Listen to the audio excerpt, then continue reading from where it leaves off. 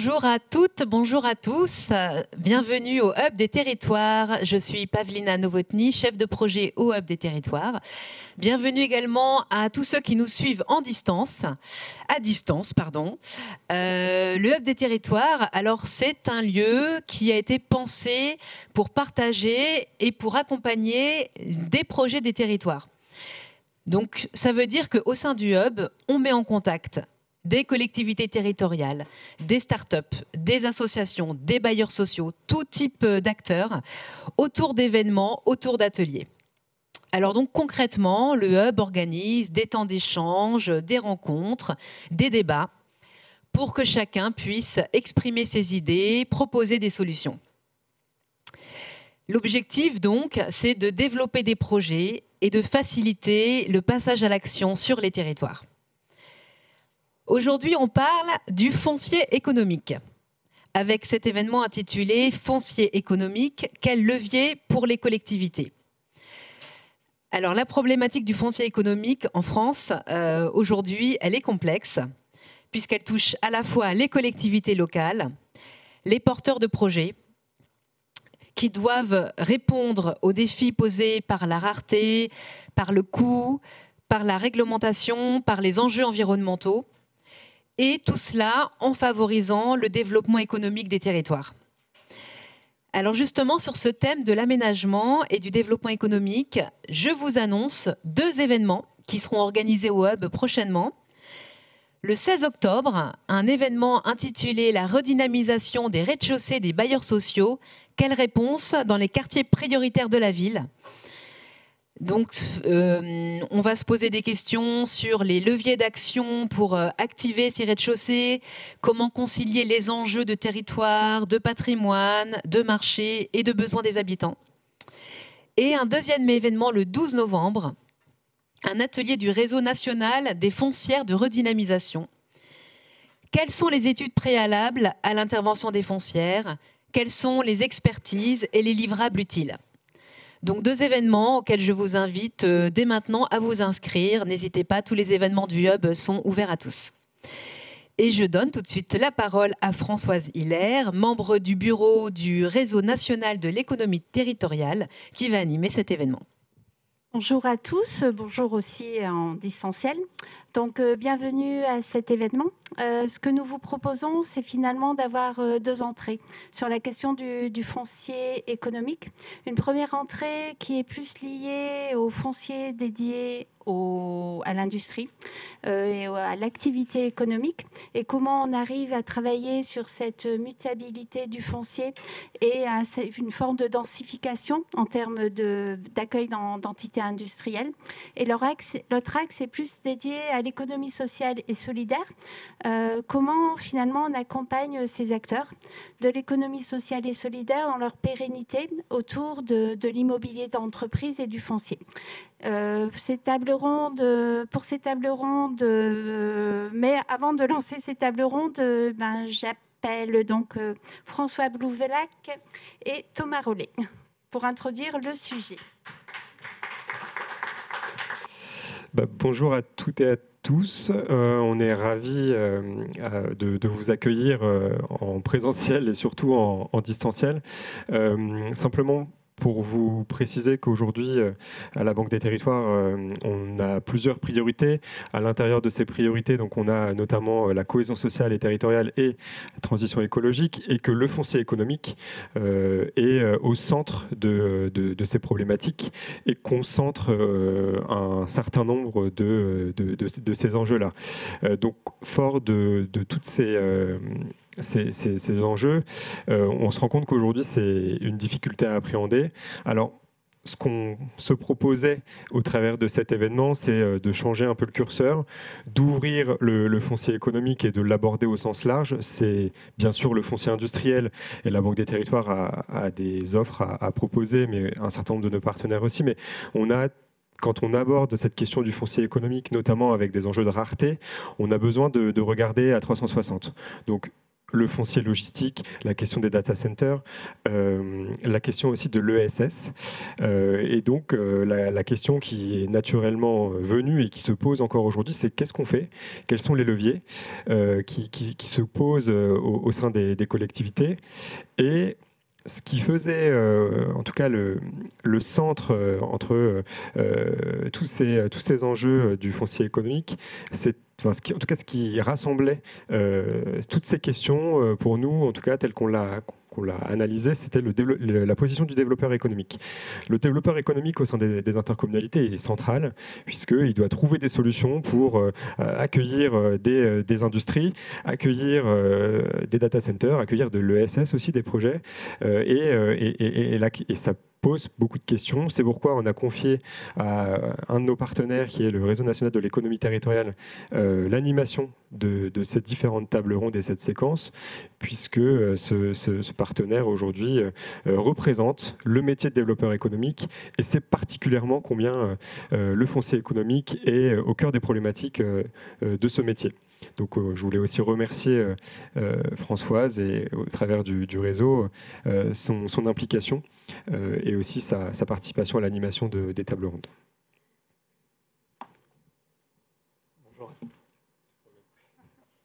Bonjour à tous. Quelques mots pour compléter ce qui a été évoqué précédemment. Pavlina l'a dit, l'esprit de ce lieu, c'est de faire partager des expériences, c'est rassembler différents acteurs et en miroir pouvoir mobiliser la Banque des Territoires pour accompagner les porteurs de projets, qu'ils soient de jeunes entreprises, qu'ils soient des collectivités territoriales, des acteurs du développement. Et finalement, Thomas l'a précisé, on veut évoquer aujourd'hui un des aspects des enjeux du développement économique. On le fait avec des réseaux, avec des partenaires, avec des entreprises.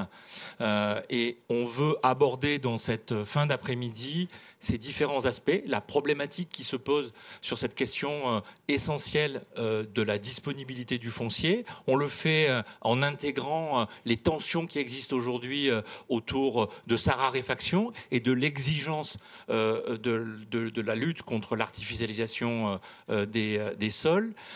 Et on veut aussi le faire en donnant la dimension de ce que une institution financière comme la Banque des Territoires peut venir faire, et comment rendre compatible ce qui peut apparaître comme une difficulté, comme quelque chose d'orthogonal, du développement et de la préservation environnementale. On le fait à la fois avec des outils qui sont déployés, et, Thomas y a fait allusion, et ce sera développé dans la première table ronde, et on le fait aussi en soutenant un modèle d'économie qui est l'ESS, et on le fait là aussi avec un partenariat fort, qui est notre partenariat avec le réseau des collectivités territoriales pour l'économie solidaire, qui participera à cette deuxième table ronde. Donc voilà les éléments importants sur lesquels on est là. C'est aussi une façon de se situer dans tout l'écosystème du groupe de la Caisse des dépôts. Il y a souvent des questions qui sont posées sur le rôle des uns et des autres. C'est particulièrement éclairant sur la question du foncier dans la répartition des tâches qui sont les nôtres avec nos partenaires de BPI France. Et c'est souvent des exemples assez clairs de ce que chacun peut apporter. Il est souvent rappelé l'exemple sur l'industrie de cette distinction entre le contenant et le contenu. BPI France se concentrant sur l'accompagnement des entreprises, de l'exploitation, et la Banque des Territoires sur le contenant, c'est-à-dire l'ensemble des conditions qui peuvent être réunies pour que du développement économique se fasse. Et au premier rang desquels, la première question qui est posée à tout développeur économique: est-ce que vous avez du foncier? Est-ce que vous avez des locaux pour que je puisse déployer mon activité? Donc c'est un peu de tout ça dont on veut parler aujourd'hui, avec ce double regard, à la fois des acteurs qui font le développement et nous, de notre côté, vous dire en quoi on peut accompagner ces éléments. Et je pense que si on a réussi à la fin de l'après-midi à bien partager ces éléments, à bien vérifier que les outils qu'on vous propose sont en phase avec les besoins que vous avez exprimés, on aura avancé et on permettra à ce que le développement économique puisse se faire dans des bonnes conditions. Donc, on peut commencer maintenant. Merci à vous. Et effectivement, J'ai oublié de présenter le RENET, qui est donc le Réseau national de l'économie territoriale, qui est une association de développeurs économiques, tous bénévoles. Et nous nous sommes retrouvés la semaine dernière à Saint-Brieuc avec un enjeu, c'est faire mieux avec moins, l'équation du développeur économique, ce qui nous a amené à réfléchir sur différentes thématiques, dont le foncier, dont les difficultés des entreprises, parce qu'effectivement, le développeur économique se retrouve confronté dans son accompagnement aux entreprises, aux commerçants, à l'ensemble des acteurs du territoire, à différents enjeux. Et on est un peu un couteau suisse, souvent. Voilà. Pour cette première table ronde, je vais donc inviter Marie Defay, urbaniste, économiste, Chloé Picard de l'Atelier Georges, Olivier Broussois qui sera en visio, et puis Augustin Jacquelin, directeur général de Lemon Tree. Petite règle, vous avez chacun pour votre intervention 15 minutes, donc je risque d'être un peu maître du temps aussi. Voilà. Alors peut-être une première question pour Marie Defay et Chloé. En fait, vous avez réalisé donc l'étude pour la Banque des Territoires quand les zones d'activité se transforment, cap sur la mutualité du foncier économique qui est paru en janvier 2025. Elle vous sera peut-être remise, ou j'imagine que vous pourrez la retrouver sur le site internet. Ma première question, c'est souvent par l'attractivité des territoires. Et nous, en tant que développeurs économiques, on se dit, mais quels sont les critères pour finalement hiérarchiser les demandes et comment ne pas répondre au tout venant ? D'autant plus qu'on est dans un foncier qui se raréfie. Donc, je souhaitais savoir, vous, qu'est-ce que vous proposez et quels sont notamment les enjeux en termes de programmation et quels sont les outils pour effectivement faire une forme de sélection dans les projets économiques qui sont aussi nos enjeux quand le foncier est rare. Donc ça, c'est la première question avant de revenir sur l'étude. En moins de 5 minutes. Oui. Alors, c'est un peu le point de départ de cette étude qu'on a donc réalisée pour la Banque des Territoires. C'est effectivement la raréfaction de la disponibilité du foncier économique et sa grande attractivité, alors réelle ou en tout cas perçue par les territoires avec lesquels on a travaillé, qui sont confrontés à énormément de demandes et qui, pour beaucoup, ont des zones d'activité qui sont complètement saturées. Donc, cette attractivité, elle vient du fait que c'est des parcelles particulières, pour certaines très bien desservies, souvent très grandes, et vendues à des prix très attractifs, des prix vraiment très bas, même si certaines collectivités ont remonté leurs prix récemment. On nous a évoqué des prix inférieurs à 15 € du mètre carré qui ont été pratiqués pendant plusieurs années et avec des prix qui restent encore inférieurs à 50 € du mètre carré dans beaucoup de territoires sur lesquels on a travaillé. Et c'est des prix qui restent bas quand on a des transactions d'activité à activité dans certaines zones. Donc l'idée de cette étude, c'était justement de regarder ces zones d'activité étant souvent très peu denses, est-ce que le potentiel de mutabilité ou d'optimisation du foncier était réel et est-ce qu'il pouvait correspondre à ses besoins ou est-ce que ça paraissait très difficile. Donc on est parti sur 4 études de cas. Et sur une étude qui avait 2 particularités. La première, c'était de ne pas baisser le nombre de mètres carrés de foncier économique. Donc on n'est pas sur des études où on refait de la ville classique sur de la zone d'activité ou de la renaturation sur de la zone d'activité. L'objectif, c'était vraiment de préserver les mètres carrés de foncier économique et d'essayer d'en créer le plus possible, ce qui n'est pas du tout incompatible, et on l'a recherché aussi, avec leur requalification, puisqu'elles sont souvent assez pauvres sur le plan paysager, architectural et écologique, pour en dire les choses de façon mesurée, et c'est pas du tout incompatible avec le fait donc d'en améliorer la qualité et de proposer aussi des actions de renaturation tout en cherchant l'optimisation et la densification. Et la deuxième chose qu'on a cherché, c'est des interventions raisonnables par rapport à un contexte de foncier qui est massivement privé. Donc on a essayé de travailler avant tout sur les marges de manœuvre dont pouvaient disposer de façon réaliste les collectivités, avec les outils qui sont les leurs et avec les terrains qui restaient en leur possession. À la demande de la Banque des Territoires, on a travaillé sur un échantillon très varié sur le plan de l'insertion urbaine et sur le plan de la situation logistique de ces ZA. Donc on en a une qui est très intégrée dans un territoire très attractif entre les villes de Bayonne et Anglet, qui est composée à la fois d'une zone administrative, d'une zone industrielle et d'une zone commerciale, donc qui est le BAB2 à Anglet. On en a une dans la zone d'influence du Grand Toulouse, qui est une zone de très grande taille, presque 150 hectares sur la commune d'Autrive. On en a une qui est elle aussi sur un corridor logistique entre Nantes et Rennes, donc sur la commune de Puceul. Et on en a une dans un territoire en déprise, dans une métropole qui est à la fois sous pression dans certains secteurs où il y a des grosses demandes en foncier économique et qui, à l'inverse, connaît aussi des friches qui sont à la fois des friches industrielles et des friches de foncier économique nues, donc des zones d'activité qui ont été ouvertes et qui ne trouvent pas preneur, qui est la métropole européenne de Lille. Merci. Peut-être Chloé, ou certainement à deux voix. Pouvez-vous nous présenter les outils d'analyse et puis le retour de cette étude ? Bonjour à tous. Donc, comme le disait Marie, l'idée était vraiment de comprendre le potentiel des mutations. Et donc, pour chacun des territoires, on a une double approche, à la fois une analyse assez poussée du territoire, aussi bien avec des entretiens que de la production de données cartographiques, etc. Et après, la mise en place de scénarios pour tester par le scénario ce qu'on pouvait avoir comme première intuition et voir ce que ça générait concrètement sur les territoires. Ces analyses de foncier, ce travail cartographique, il a été complété avec de l'arpentage, des entretiens du terrain, donc pour vraiment comprendre les besoins des collectivités, comprendre les prix des fonciers qui étaient menés, leur stratégie. Et donc après, nous, on avait un gros travail de cartographie pour comprendre alors le repérage du foncier. Quand je dis ça, c'est foncier public, foncier privé, etc.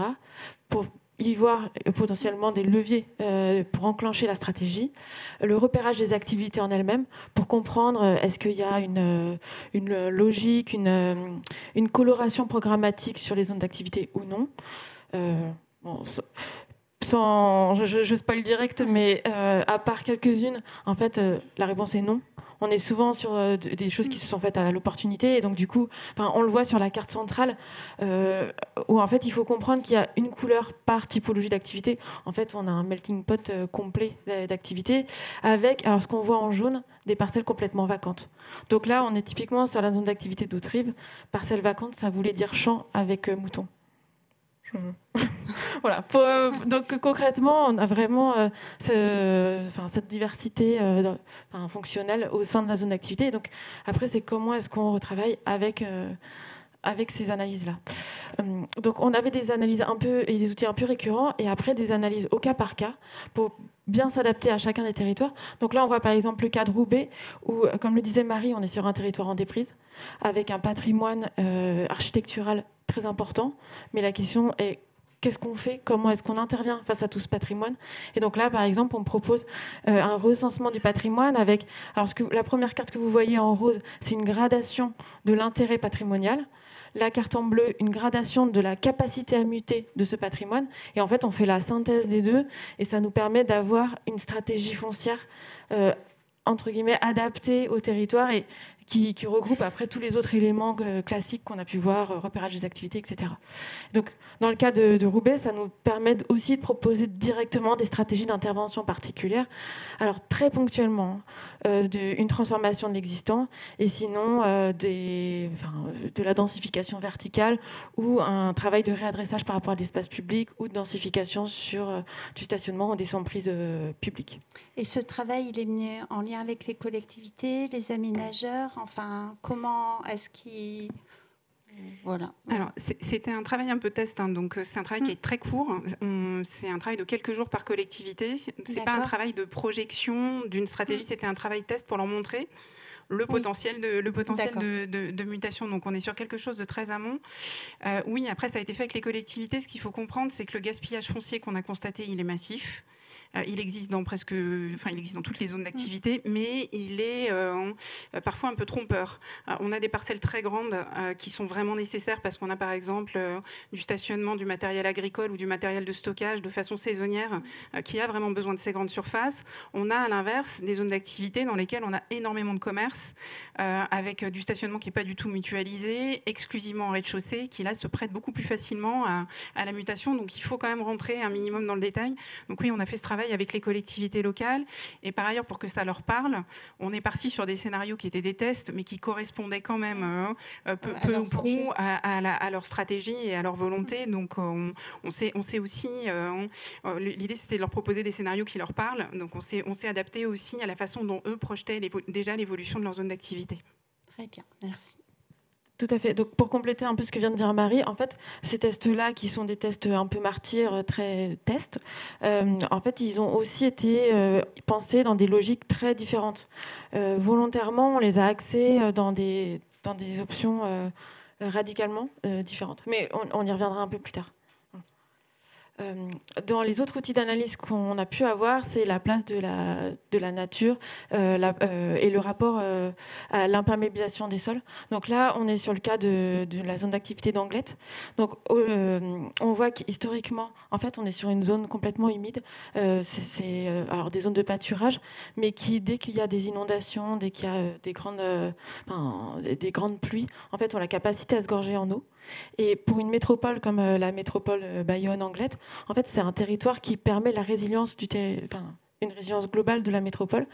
Et aujourd'hui, de manière caricaturale, la zone d'activité, c'est ça. C'est-à-dire, c'est du parking. J'ai regardé les chiffres tout à l'heure. On a 10% de la surface totale de la zone d'activité qui correspond uniquement à des places de stationnement. Donc, 10% de la zone d'activité, c'est y compris les masses boisées, y compris les infrastructures, y compris les bâtiments, tout confondu, 10% qui est dédié uniquement à du stationnement aérien. Et donc, en fait, ça génère une grande plaque imperméable qui ne permet plus à une métropole comme Anglet ou comme Bayonne de devenir résiliente. Donc, vous voyez qu'en fait, à travers ces analyses-là... Et précise aussi que c'est le plus gros îlot de chaleur de toute l'agglomération. Oui. Donc on est vraiment passé d'un système qui était une vallée fraîche en fait à une fournaise urbaine, parce que effectivement dans la carte des îlots de chaleur c'est le point rouge Bayonne-Anglet. Mais donc du coup ça permet aussi de se dire en fait effectivement quand on va travailler ces scénarios il est impératif de replacer le paysage, la gestion des eaux pluviales, le traitement du sol au cœur des scénarios futurs. Et donc, typiquement, sur les scénarios qu'on propose, sur un cas comme celui-ci, on va aller chercher ça. On va aller chercher une renaturation, on va chercher de la densification tout en alliant avec de la renaturation. Et donc, comme le disait Marie, donc 4 cas d'études et 4 typologies d'intervention, et donc des scénarios volontairement axés dans des directions très différentes. Donc, dans le cas de Bayonne et dans le cas donc Anglet et dans le cas de Roubaix, qui sont dans des tissus urbains constitués, on va faire de la densification, on va aller sur de la densification verticale. Dans le cas d'Anglet, qui est un peu notre cas particulier, on a cherché une différenciation programmatique, un petit peu. Dans les autres, fonciers économiques, à fond. Et dans le cas de Puceul et d'autres rives, en fait, on reste sur une densification qui est plutôt horizontale et on va chercher des fonciers publics. Et sur ces fonciers publics, sur des endroits stratégiques, là, on se permet de la densification.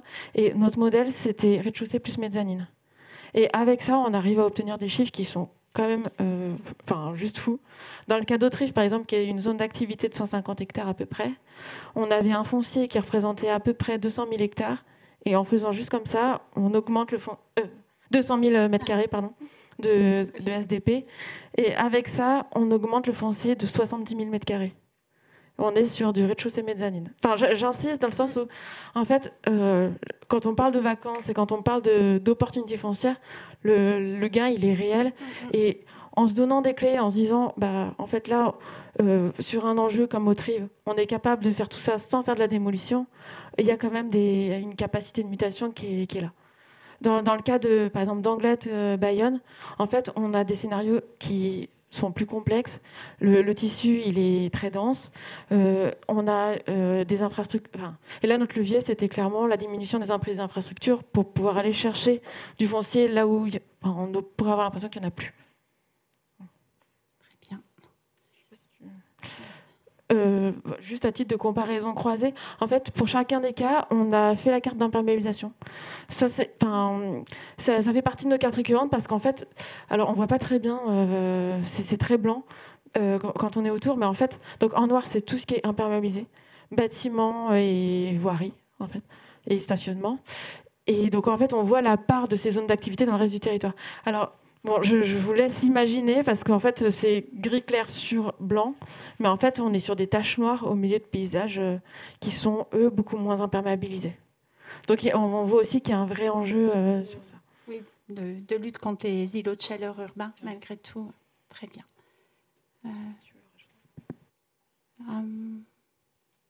Il nous reste 2 minutes. Donc, peut-être quelques conclusions oui, bien sûr, globales auxquelles on est arrivé par rapport à cette étude.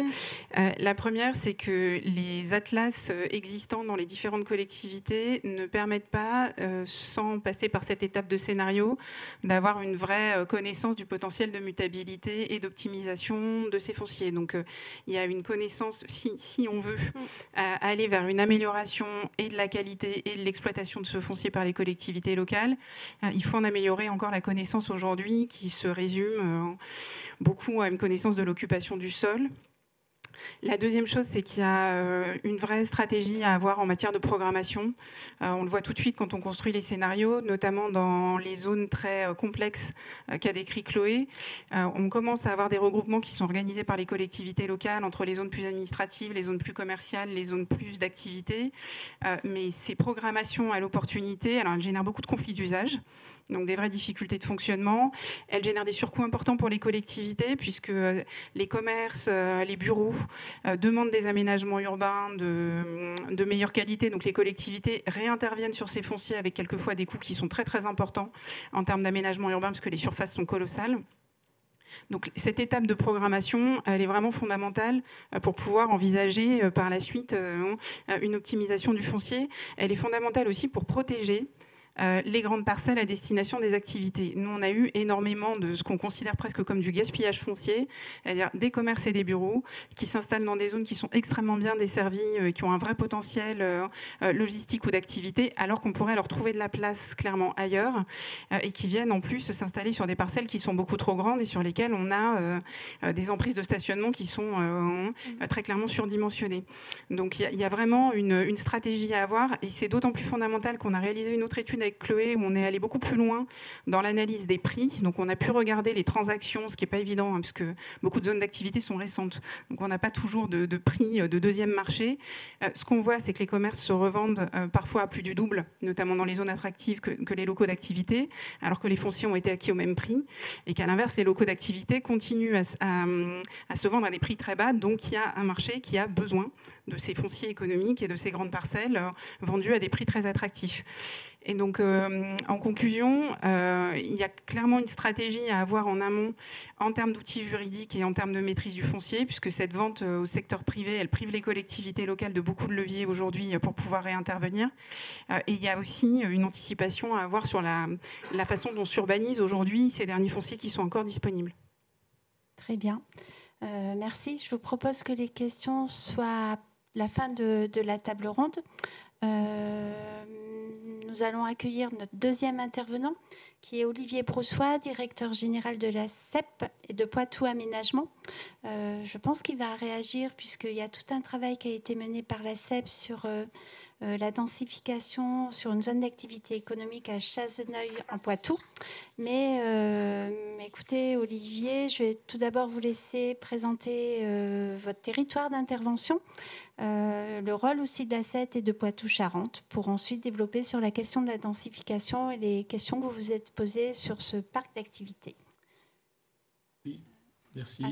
Bonjour à tout le monde. Donc, effectivement, je vais commencer mon propos par quelques éléments de présentation de notre territoire d'intervention. Donc, on est sur l'agglomération, enfin qui est une forme de communauté urbaine de Grand Poitiers, donc avec une ville-centre Poitiers, donc qui représente 90 000 habitants. Vous avez une agglomération avec une forme un peu particulière, mais qui totalise à peu près 200 000 habitants, 100 000 emplois, avec la particularité d'avoir un territoire qui est à la fois urbain et pour une partie très, très rurale. On est une collectivité effectivement de taille intermédiaire, une agglomération de taille intermédiaire, située, je dirais, à un peu une sorte de barycentre entre la région parisienne, parce qu'on a 1h15 de Paris, un peu plus d'1 heure de Bordeaux, en train bien sûr, et puis on est situé à 2 heures de Nantes, par la route cette fois-ci, et puis à 1 heure de La Rochelle par le train, donc une situation un peu centrale. Je vais passer à la slide suivante. Donc voilà, quelques éléments de repère aussi sur sur l'évolution de notre groupe désormais d'entreprises publiques locales, puisque à l'origine, donc la CEP a été créée en 1960, la grande période de création des sociétés d'économie mixte pour accompagner le développement des territoires urbains.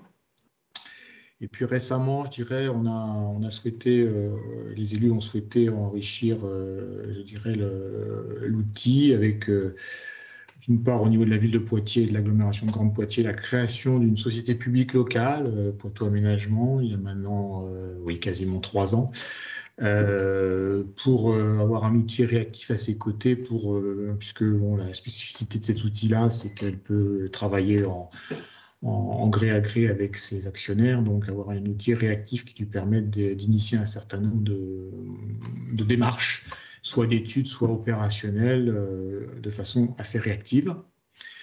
Bien évidemment, en tout cas dans l'idée de notre structuration d'un groupe d'entreprises publiques locales, le maintien de la société historique, la SEM historique, avec 1 an après la création de la SPL, une augmentation de capital assez significative de 5 millions d'euros. Donc on a multiplié le capital par 6 pour effectivement avoir un outil capable de générer sur ses fonds propres des opérations et accompagner un certain nombre de politiques territoriales sans faire uniquement appel, je dirais, aux fonds publics, mais en ayant une capacité d'effet de levier via ses fonds propres et l'emprunt. Et puis, on est en cours d'application de cette logique que je viens d'indiquer, puisque on a créé une première filiale il y a quelques mois pour accompagner un premier projet sur le secteur gare de Poitiers. Et nous sommes en train de créer une seconde filiale sur le même quartier pour un autre projet nature économique pour lequel je reviendrai plus tard. Et puis tout ça étant, je dirais, consolidé, harmonisé dans la création d'un groupement d'employeurs qui est en cours, qui est même effectif, puisque c'est effectif depuis que j'ai fait le slide de présentation d'aujourd'hui. Voilà. On peut passer à la slide suivante. Donc effectivement, les métiers de nos 2 EPL, c'est des métiers d'aménageurs, historiquement. Donc restructurer, aménager, concevoir des quartiers d'habitat, des zones d'activité ou des quartiers mixtes. Bien sûr, des études pour accompagner les collectivités dans leur stratégie d'aménagement, de valorisation patrimoniale, de toute étude de préalable visant à développer une politique territoriale. Et puis, de plus en plus, je dirais, un développement sur la partie immobilière, puisque de plus en plus, nous sommes en train de, je dirais, via l'augmentation de capital qui a été faite sur la société économique historique, je dirais, une capacité à intervenir sur l'immobilier, à le porter, à le gérer, à l'exploiter. Et donc, c'est un peu, je dirais, une nouvelle facette de notre activité qui est en train de se développer de plus en plus et répondant quelque part à une contraction des moyens des collectivités à agir sur les fonds publics. Voilà. Une équipe d'une 18 professionnels de l'urbanisme, de l'immobilier et de l'aménagement. Alors peut-être pour arriver au sujet du jour, c'est effectivement par rapport à cette question du foncier économique, alors on a la spécificité sur notre territoire, je dirais, de pas forcément être en manque de foncier économique, puisqu'on a, je dirais, encore une réserve économique de foncier économique assez importante, située à l'ouest de Poitiers, à proximité des infrastructures autoroutières, notamment de l'autoroute A10.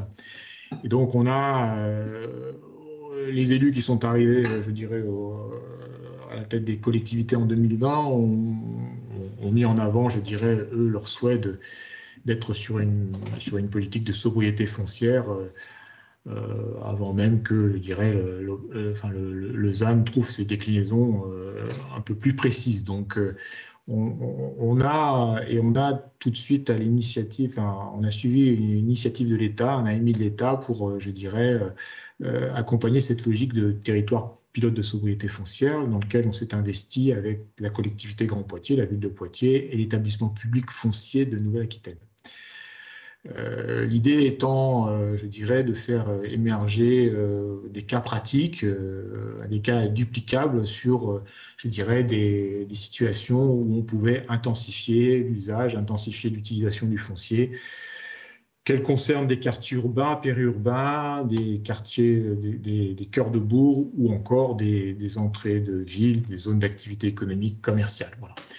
Et donc, c'est ce travail qui s'est concrétisé par un atlas du foncier invisible, hein, qui a été produit par l'équipe de concepteurs qui nous a accompagnés, qui a accompagné les institutionnels dans cette démarche, le cabinet Céleva Mauguin, voilà, nous a permis finalement de mettre le pied dans cette question, je dirais, de l'intensification d'usage des fonciers, qu'ils soient, je dirais, bâtis ou non bâtis, hein, puisque la question portait sur des configurations assez variées sur notre territoire d'études.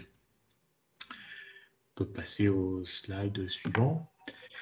Et donc, dans le prolongement de cette démarche, il y a plusieurs autres déclinaisons sur d'autres thématiques qui sont plus liées à l'habitat, hein, mais là, on est via notre SPL et avec le soutien financier de la Banque des Territoires, je ne l'oublie pas, nous avons commencé à mener une étude qui fait écho, je dirais, à la présentation qui a été faite précédemment, sur une zone d'activité existante sur la commune de Chasseneuil-du-Poitou, donc au nord de l'agglomération de Poitiers, visant, je dirais, à caractériser un grand espace de 215 hectares, 380 entreprises, 3500 emplois, pour comprendre comment ce tissu économique, qui arrive, je dirais, à la fin d'un premier cycle, hein, parce que c'est un site qui s'est développé dans les années 70, donc on est à 50 ans, 40-50 ans d'existence. On voit bien que c'est un cycle où il est nécessaire de renouveler à la fois le patrimoine immobilier, à la fois le patrimoine d'espace public, puisqu'on est sur une conception, voilà, qui date, qui a fait l'objet d'un entretien, mais qui est à minima, et donc on a besoin effectivement de se redonner, je dirais, des caps d'intervention sur cette zone d'activité. Et je le dis en anticipation, puisque le sujet avec les élus, c'est de se dire, bon voilà, on a encore un stock foncier économique sur le territoire. Il va arriver, on va arriver à un moment donné au bout de ce stock, et au risque, pour ne pas être, je dirais, en difficulté par rapport à des réponses à apporter, je dirais, à des demandes d'implantation ou de mutation économique sur le territoire, préparons-nous en amont pour définir une stratégie d'intervention sur ce secteur-là.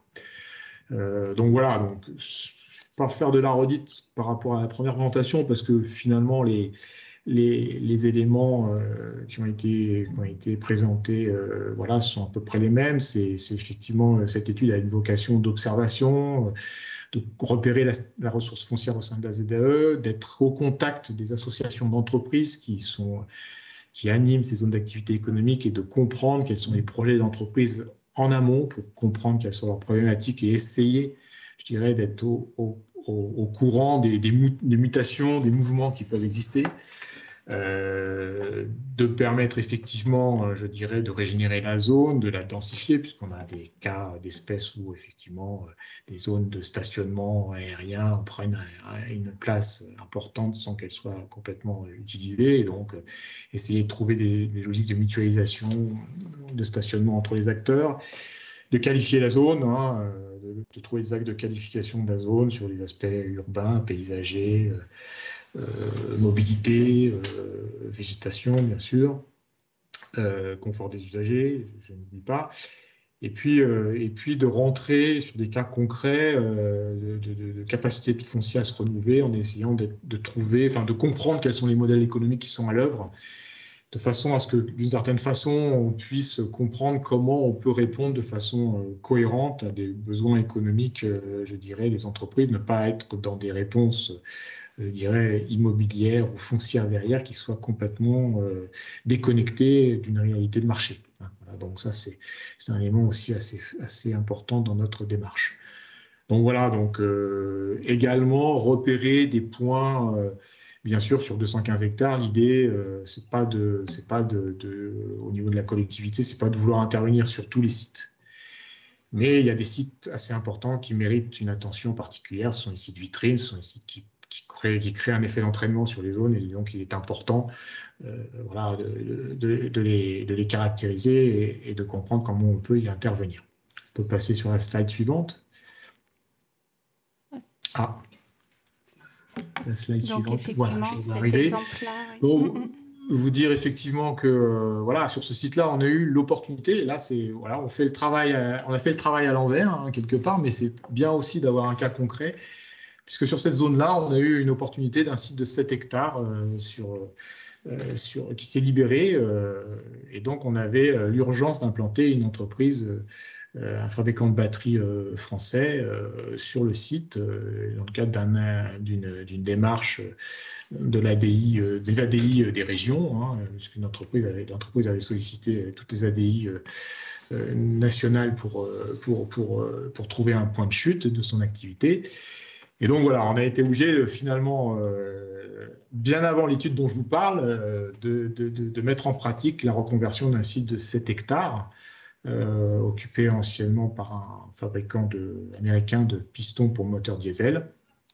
Et l'histoire était pas mal puisqu'on était en train de passer sur un fabricant de batteries pour accompagner, je dirais, des transports lourds, bus, camions, matériel de chantier et autres bateaux aussi, avec cette entreprise. Donc, un site industriel de 7 hectares en friche que l'on a tout de suite investi pour y implanter sur les 2 tiers de cette emprise, donc cette entreprise, Forsy Power, là, qui a permis de créer 200 emplois sur l'agglomération, un déplacement d'une entreprise qui était en émergence sur la région parisienne et qui avait besoin de trouver de la place pour, je dirais, déployer son activité et voilà, multiplier par 4, je dirais, en gros, son effectif salarié. Avec, pour nous, je dirais, toute une question par rapport à la restructuration d'un bâti existant, dépollution, confortation, réhabilitation, qui peut réserver des surprises plus ou moins importantes. On peut tomber sur des éléments de patrimoine qui sont tout à fait adaptés à repartir sur un cycle industriel.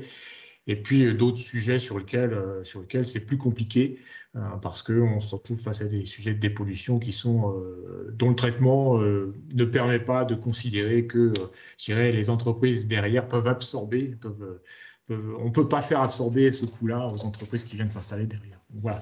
Donc on a eu la chance sur ce site-là, notamment sur une partie du site, de bénéficier, je dirais, d'un fonds friche et d'une aide de l'ADEME assez importante, puisqu'on a totalisé quasiment 7 millions d'euros d'aide publique sur ce site pour accompagner la reconversion de ce site. Voilà.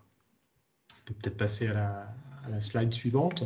Oui, et ça sera rapide, enfin relativement rapide. Donc voilà, j'ai déjà dit plein de choses et on a essayé, je dirais, de synthétiser sur cette slide voilà ce que ça voulait dire, les points positifs, les opportunités, puis les menaces qu'on avait repérées sur cette question de réinvestissement du foncier économique. Donc capitaliser sur déjà là, on a eu des belles surprises pour, je dirais, récupérer du patrimoine industriel de très très bonne qualité et qui pouvait repartir pour un cycle. Je pense qu'on ne saurait pas construire des usines comme ça aujourd'hui à un coût compétitif. Donc voilà, ça c'est quand même quelque chose d'important à se dire. Bien sûr, on en a profité pour densifier l'occupation et accroître, je dirais, le niveau de contribution fiscale du site. Voilà. Après, les aspects effectivement plus complexes, c'est effectivement cette question de pollution des sols, de rester en phase avec un marché immobilier.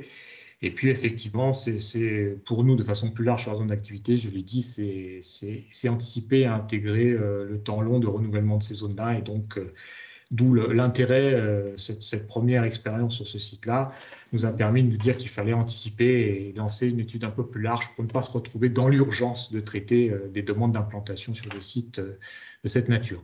Voilà. Je terminerai sur une dernière slide. Voilà, si elle peut arriver, voilà, dire que nous, notre préoccupation, elle n'est pas de reconvertir du tissu, enfin de faire muter du tissu économique en d'autres activités, et bien de maintenir du tissu économique sur les zones périphériques, mais aussi de régénérer de l'activité en tissu urbain. Et voilà, on est aussi sur des sujets de reconversion de friches, voilà, j'ai souhaité quand même montrer l'exemple du quartier de la gare de Poitiers où on a eu un certain nombre de configurations, de régénération de tissus économiques, alors ou pas d'ailleurs, mais une caserne de pompiers pour accompagner peut-être le thème de la seconde table ronde avec des implantations liées à la filière ESS dans une ancienne caserne de pompiers qu'on est en train de reconvertir et sur lequel on fait de l'investissement en propre pour accompagner, je dirais, l'investissement de la collectivité, compléter l'investissement de la collectivité et rester dans des tarifs adaptés à l'économie sociale et solidaire. Et puis des sites voilà, de reconversion d'anciens sites Enedis où on essaye de développer de l'activité économique tertiaire et des activités liées à une technopole sur lequel on accompagne le développement de maintien d'activité sur un quartier de gare. Voilà. Voilà. Écoutez, je m'arrête là parce que je crois que mon temps est... Oui, désolé, le temps est compté. Enfin, merci pour ce retour d'expérience. On s'est dit qu'il était aussi intéressant de donner la parole à l'entreprise et notamment sur les problématiques liées au ce qu'on appelle nos développeurs économiques, le parcours résidentiel de l'entreprise et comment on accompagne les acteurs dans leur développement. Développement souvent endogène puisque les entreprises, lorsqu'elles sont bien sur un territoire, ont envie d'y rester. Mais comment nous, en tant qu'acteurs économiques, on peut accompagner sur le développement de l'entreprise. C'est pourquoi on a convié Augustin Jacquelin de Lemon Tree, dont l'entreprise a été créée en 2011, mais je vous en parlerai beaucoup mieux que moi. Et c'est intéressant d'avoir votre retour sur justement comment le foncier a pu ou pas accompagner le développement de votre entreprise et les freins que vous avez pu rencontrer.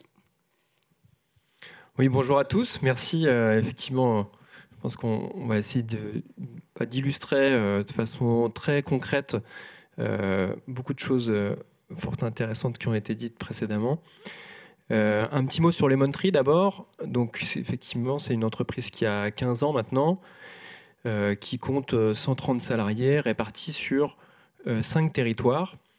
Notre activité, c'est d'accompagner les entreprises plutôt tertiaires dans la gestion de leurs déchets, les aider à mieux les collecter et mieux les valoriser de la façon la plus écologique possible.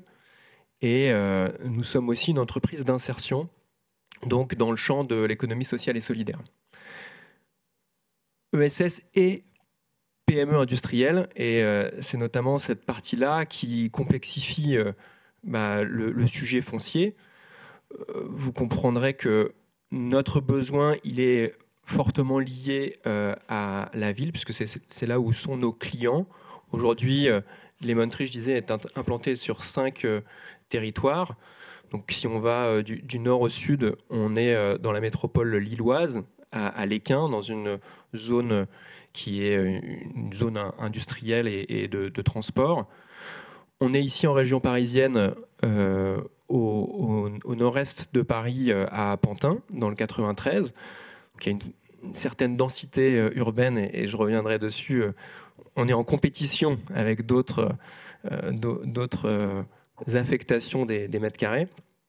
On a aussi une implantation à Saint-Priest, donc dans la métropole lyonnaise, au nord de Marseille. Donc là, dans Marseille, dans des quartiers aussi qui se renouvellent, qui se densifient et où l'enjeu foncier est fort.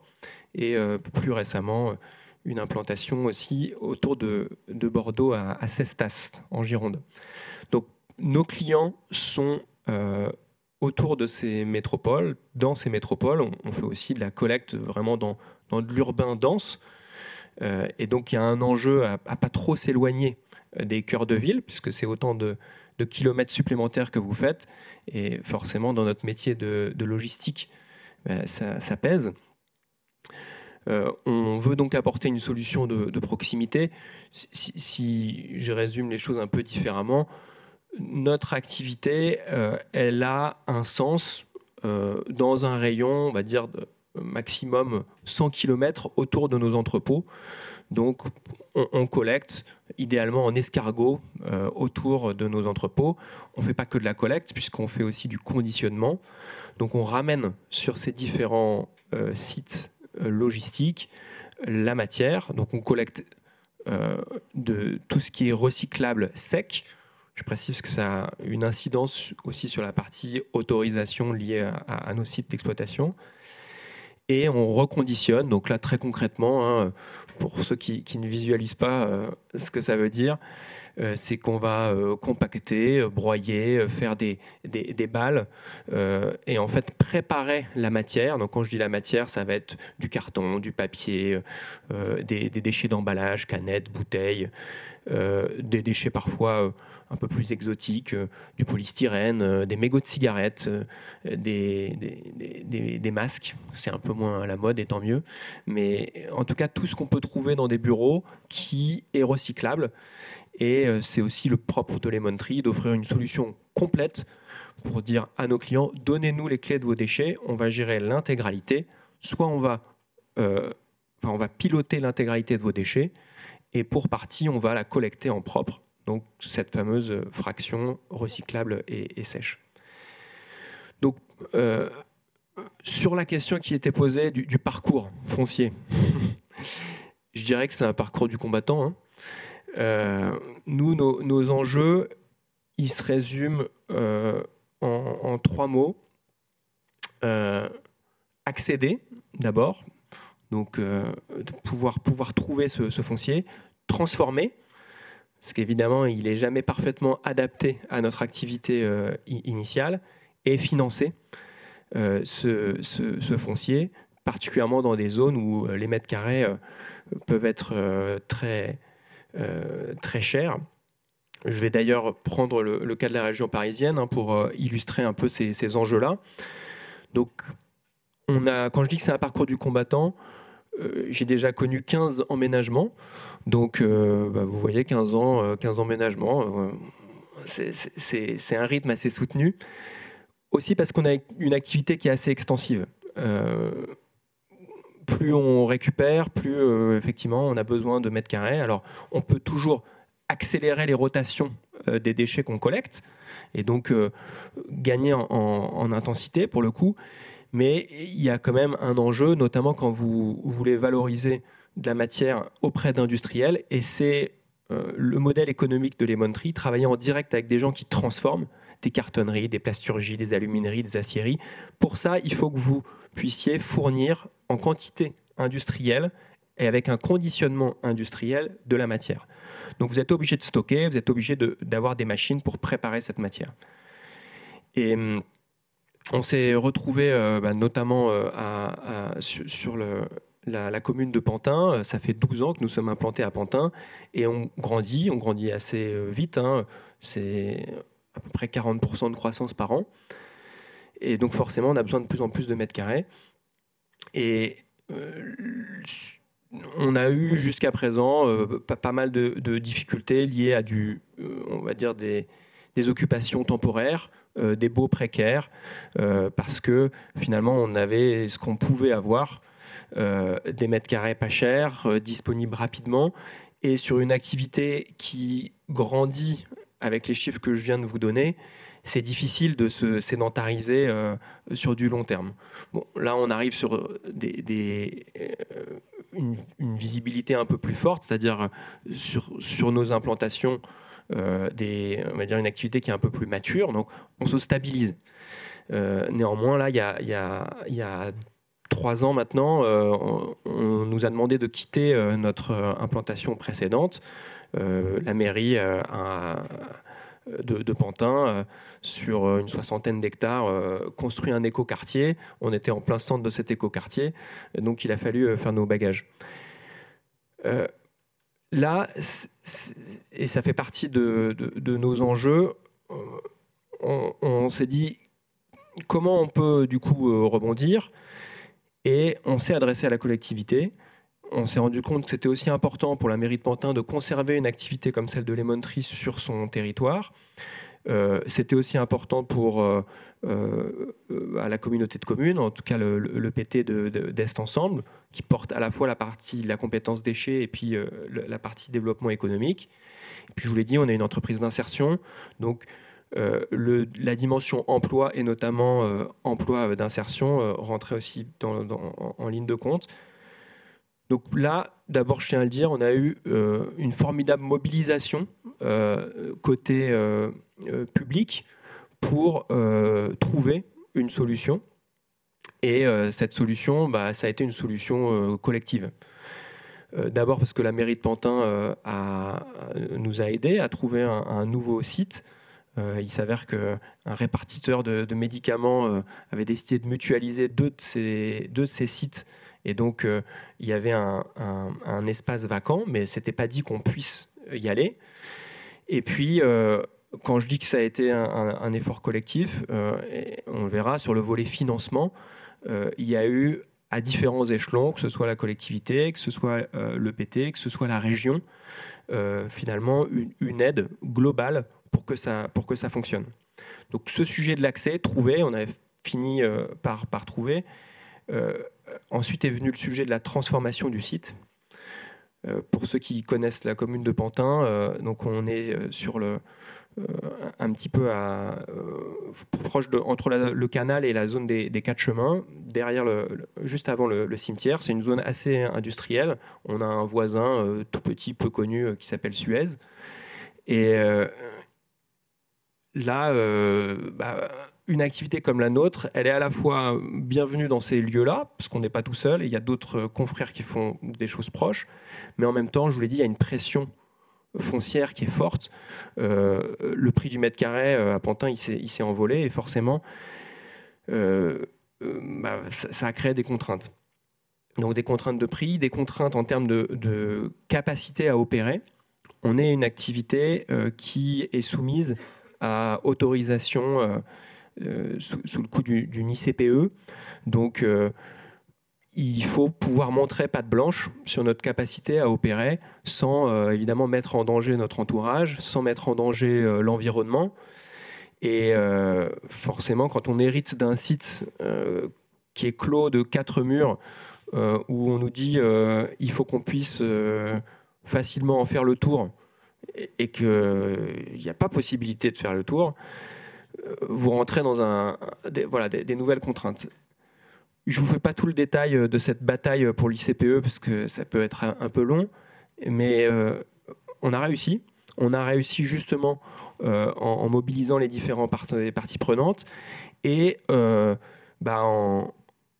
faisant des modifications importantes sur le site. Alors on avait quand même la chance d'arriver dans un endroit où il y a l'équivalent de 3 piscines olympiques de réserve d'eau sous le site. Ce que craignent le plus la collectivité et particulièrement les pompiers dans nos activités de déchets, ce sont les incendies. Donc quand vous avez en plus des habitations autour, ils ont fini par nous donner cette autorisation parce que on a pu investir, dire que l'intégralité de l'entrepôt était sprinklée, faire des concessions très fortes sur le stockage de nos matières, en diminuer le tonnage, le mettre à l'extérieur, voilà, répondre à tout un tas d'exigences et au final ça a pu marcher. Le troisième enjeu que j'évoquais avec vous, c'est ce sujet de financement. L'accès, je l'ai dit, c'est compliqué aussi parce que c'est cher. La transformation et tout ce que j'ai évoqué précédemment, ce sont aussi des coûts supplémentaires que l'entreprise supporte, donc à intégrer dans notre modèle économique. Et nos clés, je dirais qu'elles ont été, je vais en citer 3. La première, c'est la mutualisation. On a pu dire, OK, on prend l'intégralité du site. C'est 13 000 mètres carrés, mais c'est plus grand que ce que que le besoin qu'on en a. Donc on va faire de ce lieu un lieu partagé, qui s'appelle aujourd'hui le quartier circulaire, quartier avec un C, puisque c'est rue Cartier-Bresson. Et c'est à la fois un lieu qui est partagé, mais c'est même devenu une destination où les gens viennent voir comment ça se passe de faire de l'économie circulaire en urbain dense. la diversité des métiers qui sont associés. Quand je dis que les gens viennent voir, c'est aussi des écoles.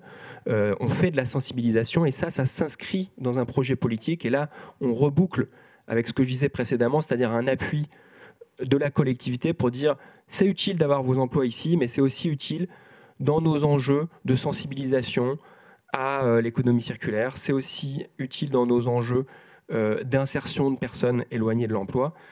Et donc, oui, il y a une utilité économique, mais ça va bien au-delà de ça. Et ce quartier circulaire, c'est une belle démonstration de la façon dont ça fonctionne. Donc, côté financement mutualisé, pouvoir aussi, je disais, s'inscrire dans un projet politique. On a notamment bénéficié d'un gros soutien de la région Île-de-France dans le cadre des budgets participatifs pour l'implantation la création en fait de ce quartier circulaire, et puis d'avoir évidemment des investisseurs qui nous suivent. J'en vois plusieurs dans la salle, et donc, notamment la Banque des Territoires qui s'est bien retrouvée dans le projet global de Lemon Tree et qui est venue en appui sur la création de ce grand site.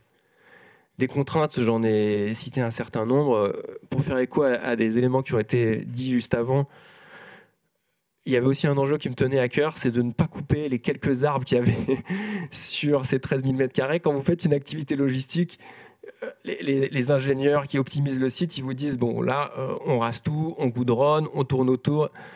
Donc je me suis battu pour garder nos 700 m² quand même. C'est pas rien hein, d'espace vert. On n'a pas touché un seul arbre. Ça, c'est une fierté personnelle. Mais voilà, ça répond à des problématiques plus globales. On est une entreprise qui est engagée pour l'environnement. Donc évidemment, c'était crucial aussi pour nous de garder cette cohérence. Merci pour ce témoignage, ce retour d'expérience. Ce que je vous propose, c'est peut-être si vous avez 2 questions avant de passer à la table ronde, sachant que votre témoignage fait le lien simple avec la deuxième table ronde autour du foncier et l'ESS. Alors, je ne sais pas, soit on pose des questions à la fin des 2 tables. On va poser, donc je vous propose donc... non, c'est peut-être bien si vous avez 2 questions à l'issue de cette table ronde. Je ne sais pas, Lucas, si tu as des questions qui sont remontées ou pas. Et sinon, dans la salle. Alors, s'il n'y a personne en salle, pour le coup, nous, ça discute beaucoup dans l'espace chat. En tout, j'ai 5 questions qui s'adressent à nos divers intervenants. Je vais en piocher une. La première, on parle souvent de densification verticale, mais la mise en pratique semble parfois complexe. Avez-vous des exemples concrets de réalisation de ce type en ZAE ou en entrée de ville, notamment sur les fonciers privés ? Alors, Marie ou Chloé, au choix. Alors, je vais répondre sans répondre, parce que ce n'est pas le modèle qu'on a privilégié. En fait, le seul cas où vraiment on en a, c'est sur Anglet de Bayonne, parce qu'en fait, quand on parle, la densification qu'on a fait, elle s'est faite sur des emprises d'infrastructures. Donc concrètement, on réduit des bretelles d'autoroute, on change la vitesse d'une voie pour réduire la largeur des... Donc, par exemple, on prend une rocade, on réduit la vitesse, on peut gagner des emprises sur la largeur des voiries.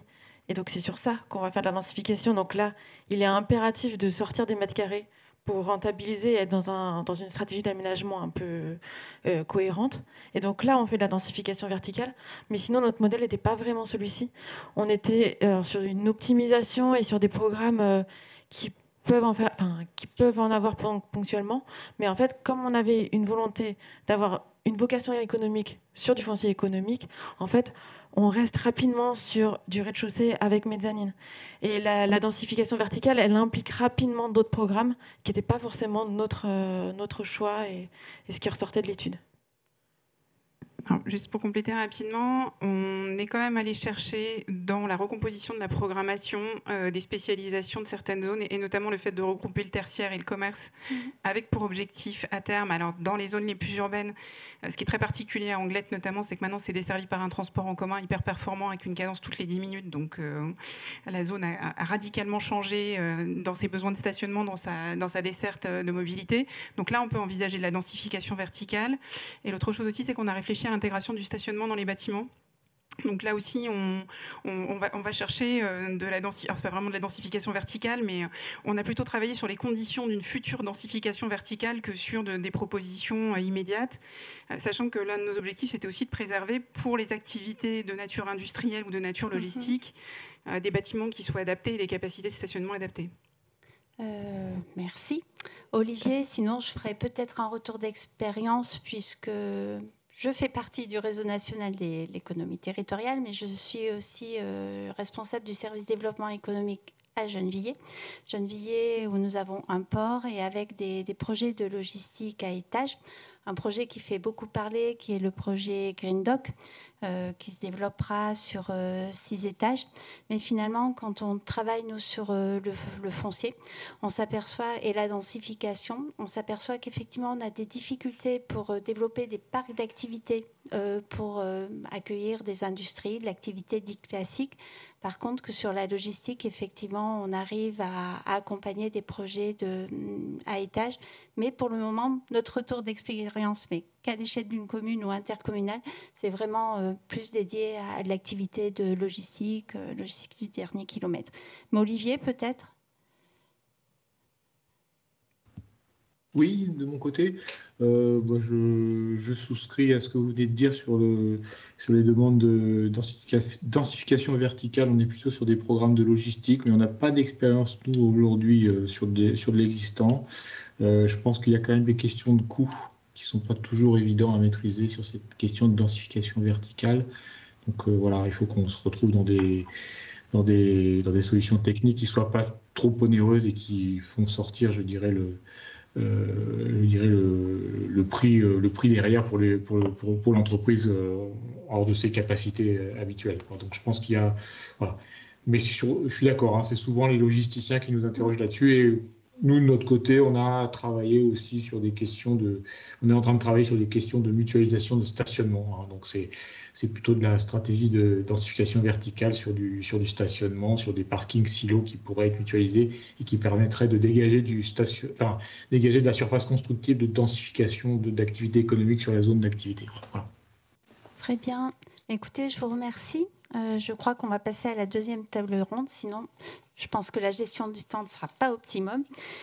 Donc la deuxième porte-ronde, j'appelle Anne-Laure Ferrerici, déléguée générale à RTES, Damien Cacouol du cabinet Splendide et Simon Lenné de Plateau Urbain. Et donc, l'objet de la deuxième table ronde, c'est effectivement les spécificités de l'immobilier dans les projets ESS, d'économie de proximité et les pistes de solutions. Je vous laisse vous installer.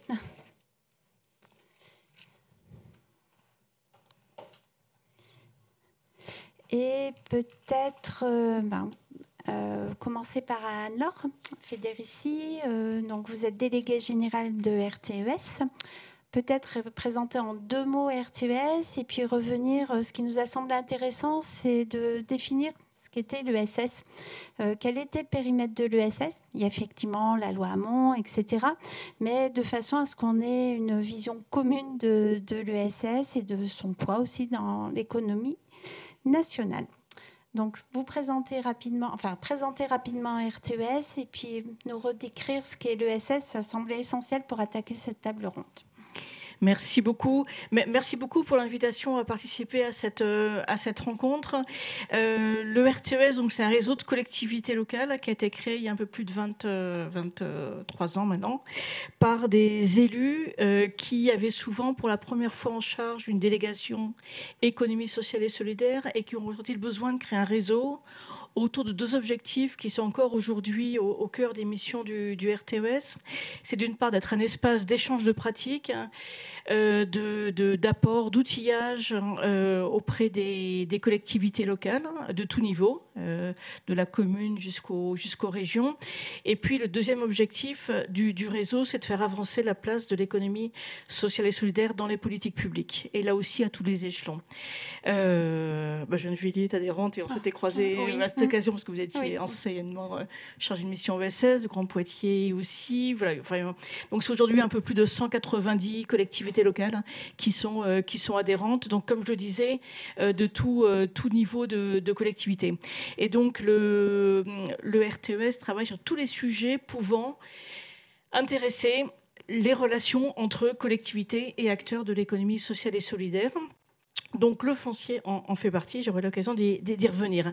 Alors, un mot, comme vous m'aviez invité, sur l'économie sociale et solidaire, donc qui effectivement est beaucoup mieux connue depuis la loi sur l'ESS de 2014, dite loi Hamon, même si je pense que c'est important de le rappeler, les premières structures, associations d'économie sociale et solidaire remontent au milieu du 19e siècle, donc c'est une longue histoire, mais qui aujourd'hui donc, est mieux connue, qui a été définie donc, en 2014 comme un mode d'entreprendre qui regroupe donc, des associations, des coopératives, des mutuelles, des fondations et des sociétés commerciales adoptant un certain nombre de principes, notamment un principe de gouvernance démocratique, c'est-à-dire en fait de déconnexion entre la participation au capital et la place dans la prise de décision. Donc c'est vraiment un point qui est important. Et d'autre part, deuxième principe également commun et appliqué par l'ensemble de ces acteurs, c'est le fait que les bénéfices soient majoritairement réinvestis dans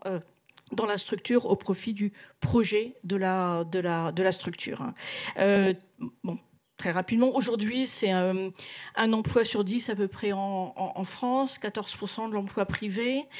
C'est une très grande diversité de structures, et donc avec des modèles économiques qui sont aussi très, très différents, avec des structures qui remplissent des missions d'intérêt général et qui fonctionnent sur des quasi-délégations de services publics, par exemple autour de l'hébergement d'urgence, de l'accompagnement social, de l'aide alimentaire, et d'autres structures à l'autre bout, j'ai envie de dire, qui sont sur le marché, quasi complètement sur le marché.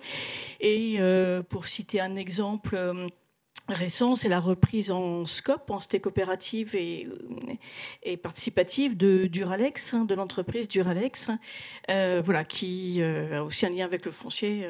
Je reviendrai. Globalement, je pense que ce qui est vraiment important, et il y a un rapport de la Cour des comptes qui est sorti il y a une dizaine de jours, qui est très intéressant sur ce sujet, parce que c'est la première fois qu'on a une vision un peu transversale et exhaustive des soutiens publics à l'économie sociale et solidaire. Et donc ce rapport souligne notamment que contrairement aux idées reçues, l'économie sociale et solidaire est moins subventionnée que le reste de l'économie, puisque les aides aux entreprises qui représentent donc 211 milliards, les aides de l'ESS représentent 16 milliards, donc moins de 8% du montant total des aides aux entreprises, alors que ça représente plus de 12% de l'ensemble des emplois. Donc un champ de l'économie sociale et solidaire, je dis c'est vraiment très très rapide, mais un champ de l'économie sociale et solidaire très varié, et donc derrière, par rapport au sujet qui nous intéresse aujourd'hui, des besoins très différents par rapport à l'accès au foncier. Justement, vous aviez réalisé en 2019 une étude sur l'accès au foncier des acteurs de l'ESS que vous avez réactualisée en 2025. Et ça serait intéressant en fait de voir l'évolution par rapport à cet accès au foncier, toujours avec cette nécessité pour des acteurs de l'ESS d'être dans la pérennité, et voir si vous avez pointé quelques axes forts d'évolution entre ces deux études qui ont été marquées par Covid, enfin ce qu'on a pu vivre dans cette période-là. Oui, merci. Alors effectivement, on avait engagé au RTES dès 2016 un travail autour du foncier, à la fois sur des territoires urbains en tension. C'était un peu une demande d'une collectivité de la région parisienne qui était interpellée par des structures dans un contexte de cherté du foncier. Et puis aussi, on avait aussi commencé à travailler sur la question d'accès au foncier en milieu rural. J'en parlerai pas là, mais c'est un travail aussi qu'on a mené et qui est vraiment très très important.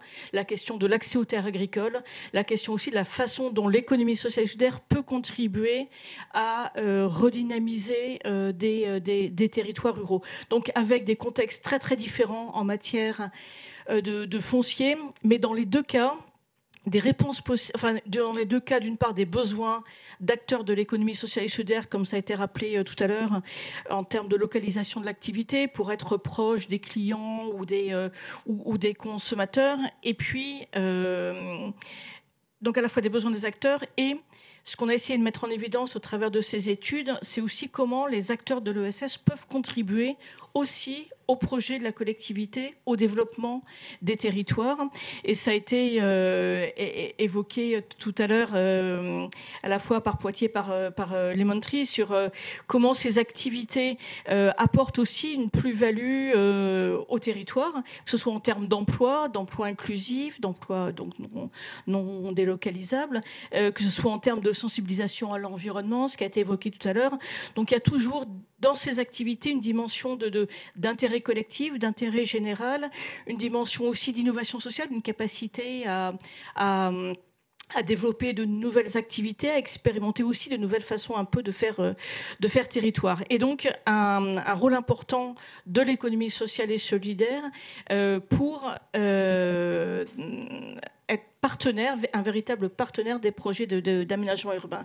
Alors, entre la première étude qu'on a faite en 2019 et l'étude de 2025, qui est sortie en 2025, le premier point, c'est vraiment que le foncier est devenu un sujet central pour les acteurs économiques et notamment pour les acteurs de l'économie sociale et solidaire, et qui répond à des enjeux, comme on l'a vu, à la fois économiques, écologiques et sociaux. Peut-être 4 points principaux d'évolution. D'abord, le contexte a complètement évolué. La crise du Covid, comme vous l'avez rappelé, est passée par là, donc avec le développement du télétravail. L'impact aussi sur l'immobilier de bureau, qui pose un certain nombre de questions aux collectivités. La question de la sobriété foncière, de zéro artificialisation nette. Et cet impératif, ce développement de la sobriété foncière et matérielle, puisqu'on a aussi en parallèle un développement de la réhabilitation par rapport à la construction, du réemploi des matériaux, c'est sans aucun doute une opportunité aussi pour l'économie sociale et solidaire. Donc premier point, évolution du contexte, ce qui engendre aussi une prise en compte du sujet de façon vraiment renforcée au sein des collectivités. Et qui s'appuie sur une connaissance accrue de la part des collectivités de leur disponibilité foncière. On a vu les cartes tout à l'heure. Il y a le travail qui a été rappelé de France Foncier Plus, je crois que ça s'appelle, de France Foncier Plus. Quand on a commencé l'étude en 2018, les collectivités qu'on interrogeait n'avaient pas de connaissance de leur patrimoine, qu'il soit privé ou public. Et là, vraiment, en quelques années, il y a eu une amélioration très importante de ces connaissances. Et qui est une des premières étapes pour pouvoir travailler sur bien sûr l'accès. Avec juste une petite parenthèse, ce que nous avons aussi souligné des collectivités locales, c'est que ces outils, ces données sont extrêmement importantes, mais ne remplacent pas aussi l'appréciation sensible, la connaissance aussi quasi humaine du territoire. Et j'ai souvent l'exemple du Pays de Grâce qui nous indiquait que ils pensaient ne plus avoir de foncier. Et en fait, en croisant les expériences des uns et des autres, ils ont pu identifier des petites parcelles qui n'étaient pas occupées, mais qui étaient complètement hors des radars, et dans lesquelles ils ont pu installer des jardins partagés répondant à une demande d'habitants. Donc à la fois augmentation des données, augmentation du sujet au sein des collectivités. Troisième point de contexte qui a évolué, c'est vraiment des modalités d'intervention des collectivités. qui étaient encore exploratoires en 2019 et qui aujourd'hui sont assez largement généralisés, connus.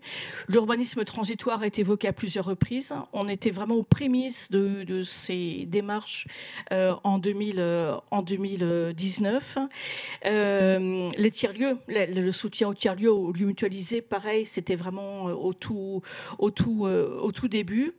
On a aussi aujourd'hui une place plus importante, même si elle est encore des marges de manœuvre, de l'ESS dans les stratégies territoriales, d'aménagement territorial, dans les schémas type SRADET, Scott, par exemple, le projet d'aménagement durable de la métropole du Grand Paris. Il y a aujourd'hui un volet sur l'économie sociale et solidaire. Dans les PLU aussi, même si ça reste encore peu, mais la ville de Paris, par exemple, a instauré un pastillage ESS dans son PLU, donc des choses qui n'existaient pas il y a en 2019. Également et puis donc le dernier point, parce que c'est vraiment la montée en compétence des acteurs de l'économie sociale et solidaire sur ce sujet, montée en compétence qu'on voit à l'échelle régionale, par exemple avec la façon dont les chambres régionales de l'économie sociale et solidaire aujourd'hui s'emparent du sujet, accompagnent les acteurs de leur territoire. Monter en compétence aussi avec des acteurs spécialisés dans le domaine. Et donc notamment les foncières solidaires, que ce soit à l'échelle nationale, locale, des foncières solidaires thématiques, par exemple autour de la culture, autour de des questions agricoles, voilà, des foncières, le développement de ces foncières solidaires. Et peut-être juste pour terminer, enfin dans le repère, donc vous avez le lien vers vous avez le repère. On a aussi souhaité, enfin ce guide c'est aussi un outil un peu pédagogique, et donc on s'est aussi intéressé à la question des stratégies juridiques des collectivités, qui est vraiment un point important. Cette stratégie juridique, et je voulais juste peut-être donc stratégie juridique et la façon de mobiliser les ceux d'économie mixte et SPL. Ouais. Voilà. Sur les stratégies juridiques, juste pour illustrer par l'exemple de Duralex, puisque donc le reprise en scope, la métropole d'Orléans a racheté le terrain à l'entreprise Duralex pour lui permettre d'avoir du liquide, et a pu mobiliser d'une part une convention d'occupation temporaire et ensuite un bail longue durée qui va être conclu avec la SCOP. Donc à chaque fois, il y a vraiment ce travail de dentelle, en dialogue entre acteurs de l'ESS, collectivités, et aidés par des structures spécialisées aujourd'hui comme les foncières. Justement, Damien, vous êtes directeur général du cabinet Splendide. Le cabinet Splendide qui accompagne justement les acteurs de l'ESS dans leur recherche de foncier.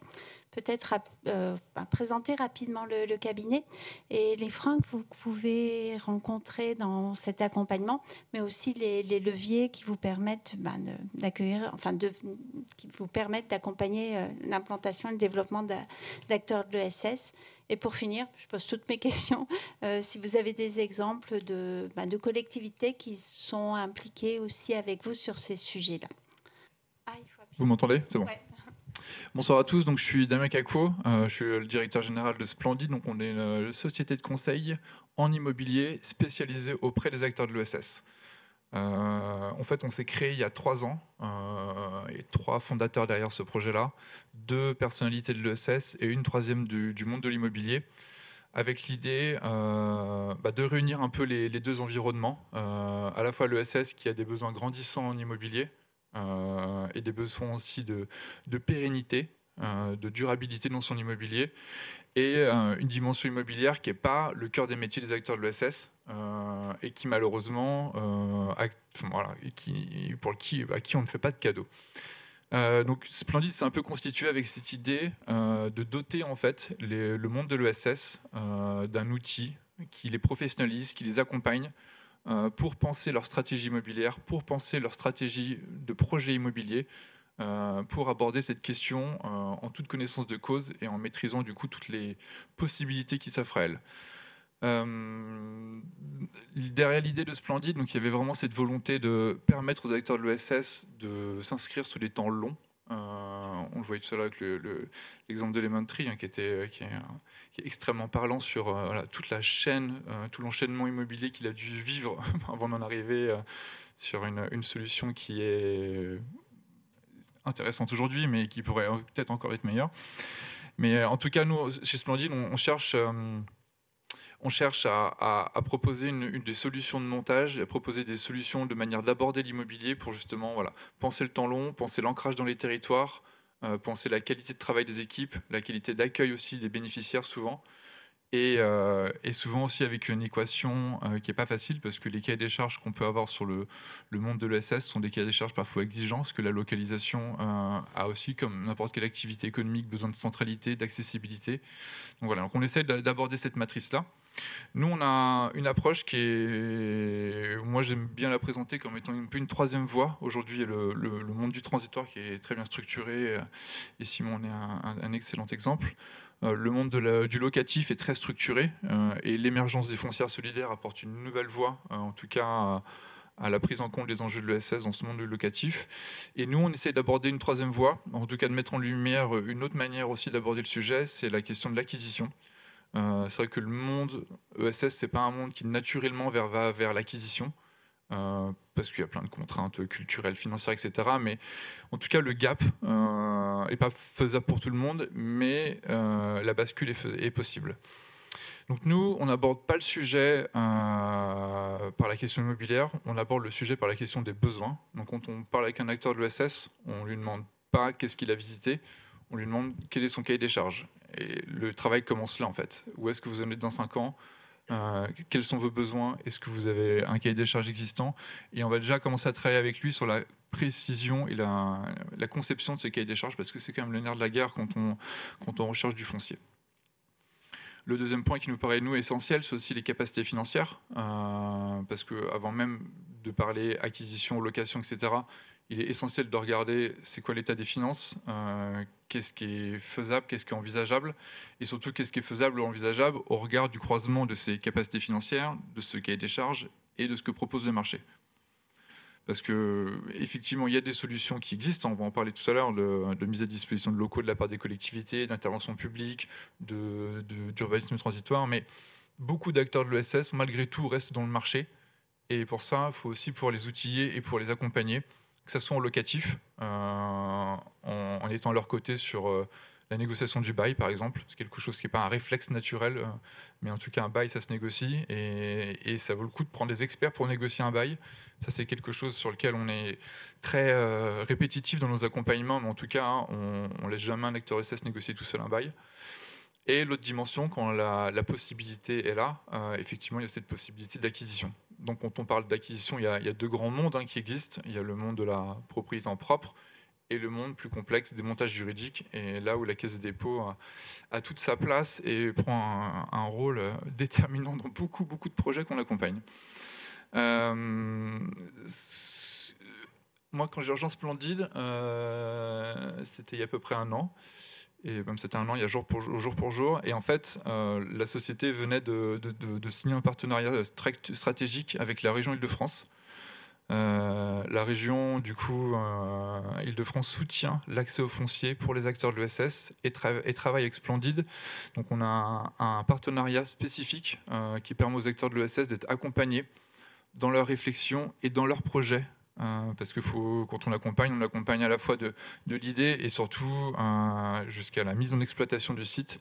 Donc il y a énormément d'étapes, effectivement, et c'est très important en tout cas que des acteurs publics proposent à travers des dispositifs ou des expertises comme les nôtres, en tout cas de pouvoir accompagner ces projets. Donc aujourd'hui, on a une première séquence du dispositif qui a pris fin, qui a été un succès, parce qu'on a rempli les 18 places en à peine 6 mois.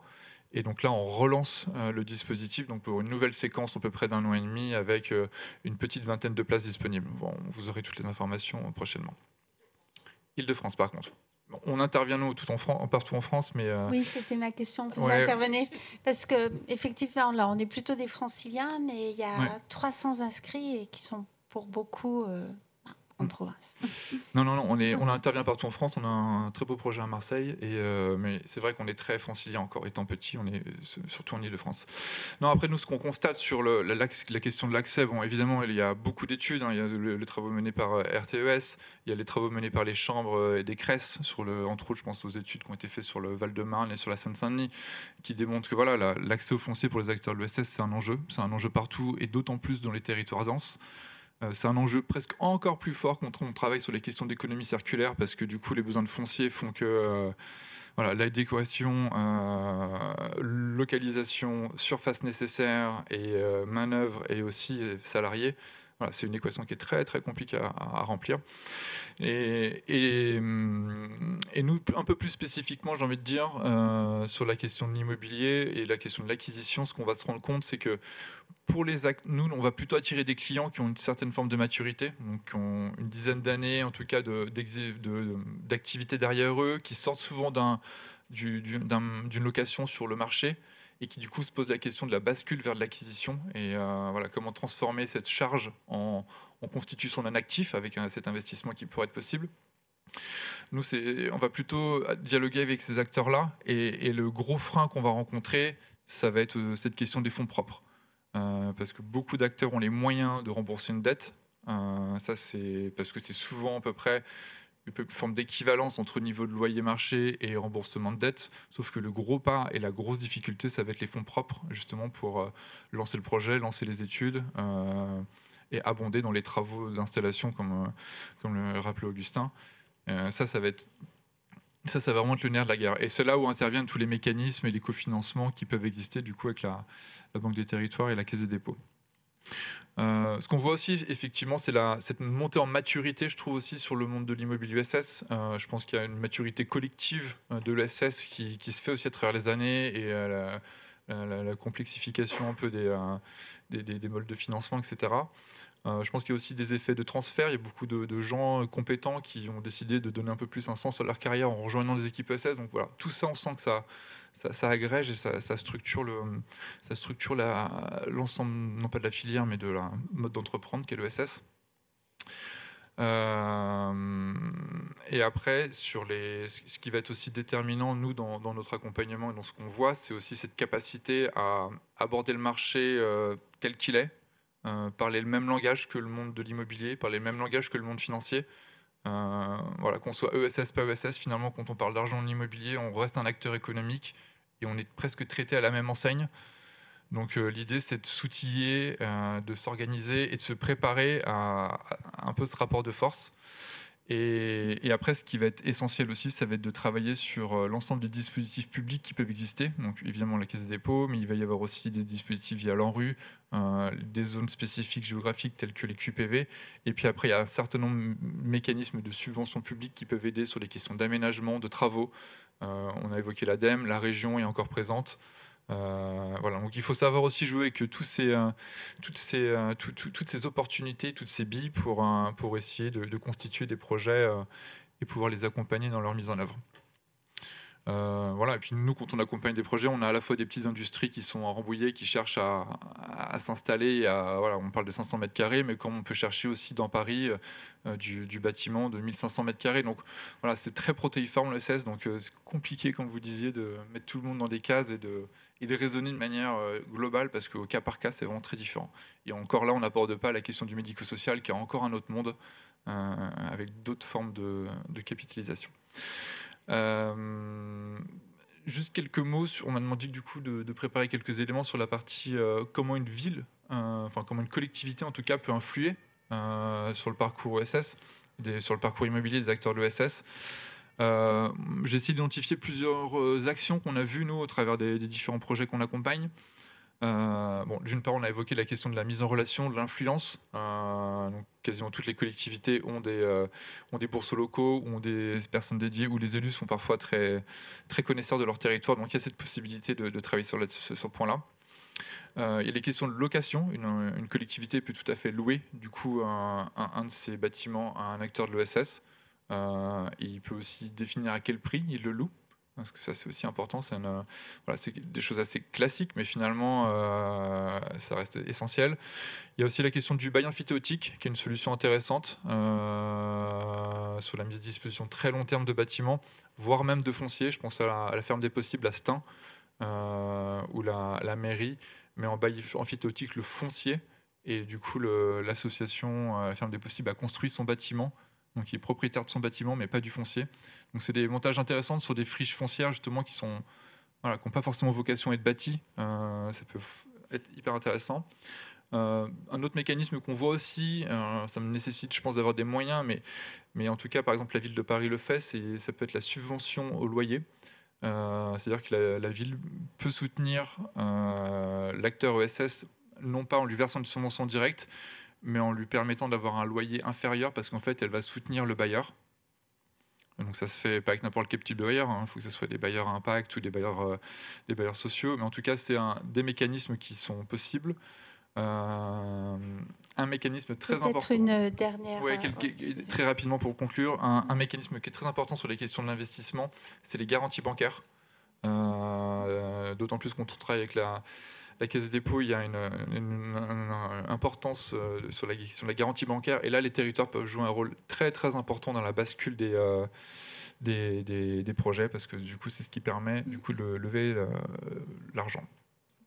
Voilà, je m'arrête là, mais en tout cas, merci beaucoup. Merci bien, oui. Et en complément, il y a aussi certaines collectivités qui rentrent dans des SIC, et ce qui permet effectivement, comme pleine commune, enfin, il y a effectivement... Et puis l'exemple de Poitiers aussi, un très bon exemple là-dessus. Voilà. Je suis désolée, Simon Lenné, donc on se connaît un peu, donc tu es directeur et fondateur de Plateau Urbain. Peut-être expliquer en quelques mots ce qu'est Plateau Urbain, en quoi Plateau Urbain est pilote sur la question de l'urbanisme transitoire, pilote ou pas, mais un acteur fort sur la question de l'urbanisme transitoire. Et surtout aujourd'hui, qu'est-ce qui a amené Plateau Urbain à réfléchir aussi à un modèle de plus pérenne pour les acteurs économiques autour de bases communes. Bonjour à toutes et à tous. Vous êtes encore en vie, il reste après 1h40 là.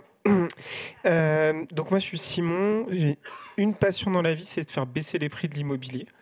Donc en 2013, la première idée c'était Plateau Urbain. Et Plateau Urbain, c'était parti d'un constat d'une vacance structurelle de l'immobilier d'entreprise en Île-de-France. En gros, on a construit trop de bureaux et il y a 3,6 millions en 2013 qui allaient jamais être loués. Et de l'autre côté, j'avais prévu, j'étais analyste immobilier et je ne m'étais pas trompé, qu'on allait continuer à construire et que la partie neuve, elle, jusqu'au blocage de 2023, elle allait continuer à s'écouler. Mais qu'est-ce qu'on fait de ces 2,5 millions de mètres carrés ? Et de l'autre côté, on a nos petits acteurs de l'ESS, les artistes, les jeunes créateurs d'entreprises à qui on propose des loyers commerciaux, pas forcément très négociables, des surfaces qui sont toujours un peu trop grandes et très peu de nanosurfaces. Donc la première idée, c'était ça. C'est comment on fait le lien entre ces immeubles vides et ces acteurs de l'ESS. Ça a donné une structure coopérative qui a ouvert plus de 53 bâtiments depuis 2013. On a accueilli plus de 2900 porteurs de projets. Aujourd'hui, c'est 14 lieux en activité, 1300 locataires. Ce qui est intéressant, c'est qu'on a travaillé à la fois sur du patrimoine privé, donc les fameux immeubles dont je vous parlais, mais aussi sur du patrimoine public, avec des thématiques. Aujourd'hui, on utilise toute la fac de Censier, ça s'appelle Césure. On mélange la faculté avec 234 structures, une programmation culturelle, et là, on vient questionner l'urbanisme. C'est pas du tout la question de ce soir. Mais par contre, ce décalage, ce creux qui fait que ces immeubles n'ont plus de valeur, et que du coup, on peut les avoir moins chers, voire être payé pour les avoir.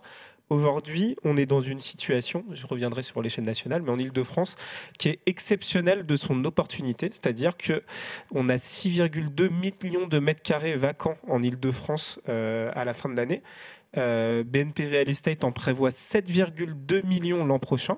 Donc, c'est-à-dire c'est plus du double du constat que je trouvais alarmant il y a plus de 12 ans et qui m'ont motivé à lancer Plateau Urbain. Donc, qu'est-ce qu'on fait en fait de ces 7,2 millions de mètres carrés en sachant qu'il y a l'ESS derrière et il n'y a pas que l'ESS en fait.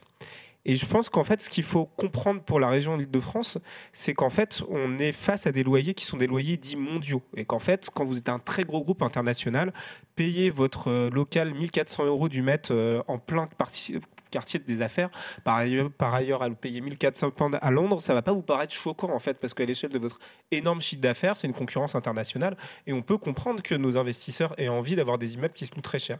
Sauf que cette concurrence territoriale et cette utilité locale, elle revient être retirée en fait de notre industrie qui doit se transformer.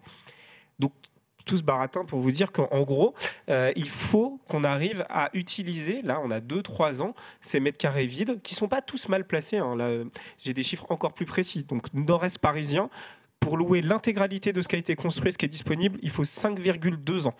Donc on a du temps quand même pour y aller tous ensemble, essayer de récupérer. Et c'est pas vraiment un marché le nord-est parisien en vrai. Sud de Paris, première couronne, 7,2 ans pour louer tout ce qui a été construit. Si on arrête de construire, ce qui n'est pas spécialement prévu non plus. Donc on a quand même un peu d'opportunité. Donc pour tout ce qui est tertiaire en Île-de-France, je pense qu'on a une petite solution. Et cette solution, c'est qu'en 2023, si vous savez, en expertise immobilière, vous avez 3 ans pour atteindre la valeur que vous avez mis dans votre BP. Et si c'est vide pendant 3 ans, on vous dit, bon, vous allez le commercialiser. Après, vous dégradez la valeur de X% tous les ans, qui a dû être revue par les experts anglais. Je ne dirais pas un chiffre. Mais du coup, troisième trimestre 2023, tout le monde s'est pris une douille et les actifs ont commencé à être dévalués. Donc là, on continue à dévaluer les actifs. Donc je pense qu'il y a une très belle opportunité d'aller acheter des immeubles entiers qui en plus sont de bonne qualité, à prix décoté. Cela dit, il faut faire un partenariat du coup entre des investisseurs plutôt publics comme la Banque des Territoires, plutôt ESS, qui vont se dire on va faire confiance à des acteurs ESS pour venir louer en dessous de la valeur. Et là, je pense que si ceux qui portent derrière l'immobilier, le but c'est de partir sur du long terme, on a une très belle opportunité pour créer en fait de l'immobilier durable avec de la valeur basse. Profitons en fait de ceux qui ont cru qu'ils allaient se faire une culbute en revendant un immeuble de bureau. Il y en a plein qui l'ont fait. Là, il y a un petit cafouillage. Et essayons avec l'État, essayons avec les pouvoirs publics de venir récupérer ça. Sinon, en fait, c'est le retour des investisseurs américains qui vont le faire tranquillou bilou et qui vont aller les acheter et qui vont attendre 4-5 ans. Donc je pense que là, on a quand même un truc. Donc ça, c'était très Île-de-France, désolé. Sur la partie hors Île-de-France, il faut savoir que la métropole de Lyon a décidé que, suite à une étude qui avait été menée sur les besoins ESS du territoire et de la métropole, s'était rendu compte qu'il n'y avait pas assez de mètres carrés pour l'ESS. Et là, ils ont décidé d'utiliser spécifiquement le foncier disponible, qui est plutôt en fait des locaux d'activité à Lyon que du bureau, pour en faire des pôles ESS un peu partout et venir soutenir des filières, ce qui a très bien marché. Avec la limite de faut bouger un moment et ça pose des vraies questions quand on doit avoir une rotation, mais aussi avec de l'investissement public de la métropole qui a été fait pour réhabiliter les bâtiments, les remettre en état et que les durées de portage soient assez longues pour pouvoir structurer des filières. Ce petit rebond sur la métropole de Lyon me fait dire également que, notamment pour l'économie circulaire, il faut un pacte pour les grandes métropoles sur les 10 prochaines années pour un accès à prix extrêmement réduit des entrepôts si on veut vraiment changer en fait de paradigme. Parce qu'aujourd'hui, on lutte pas à armes égales quand on veut faire du réemploi de matériaux de chantier, qui est que 5 ou 6%, je crois, de tout ce qu'on sort sur un chantier qui est réutilisé.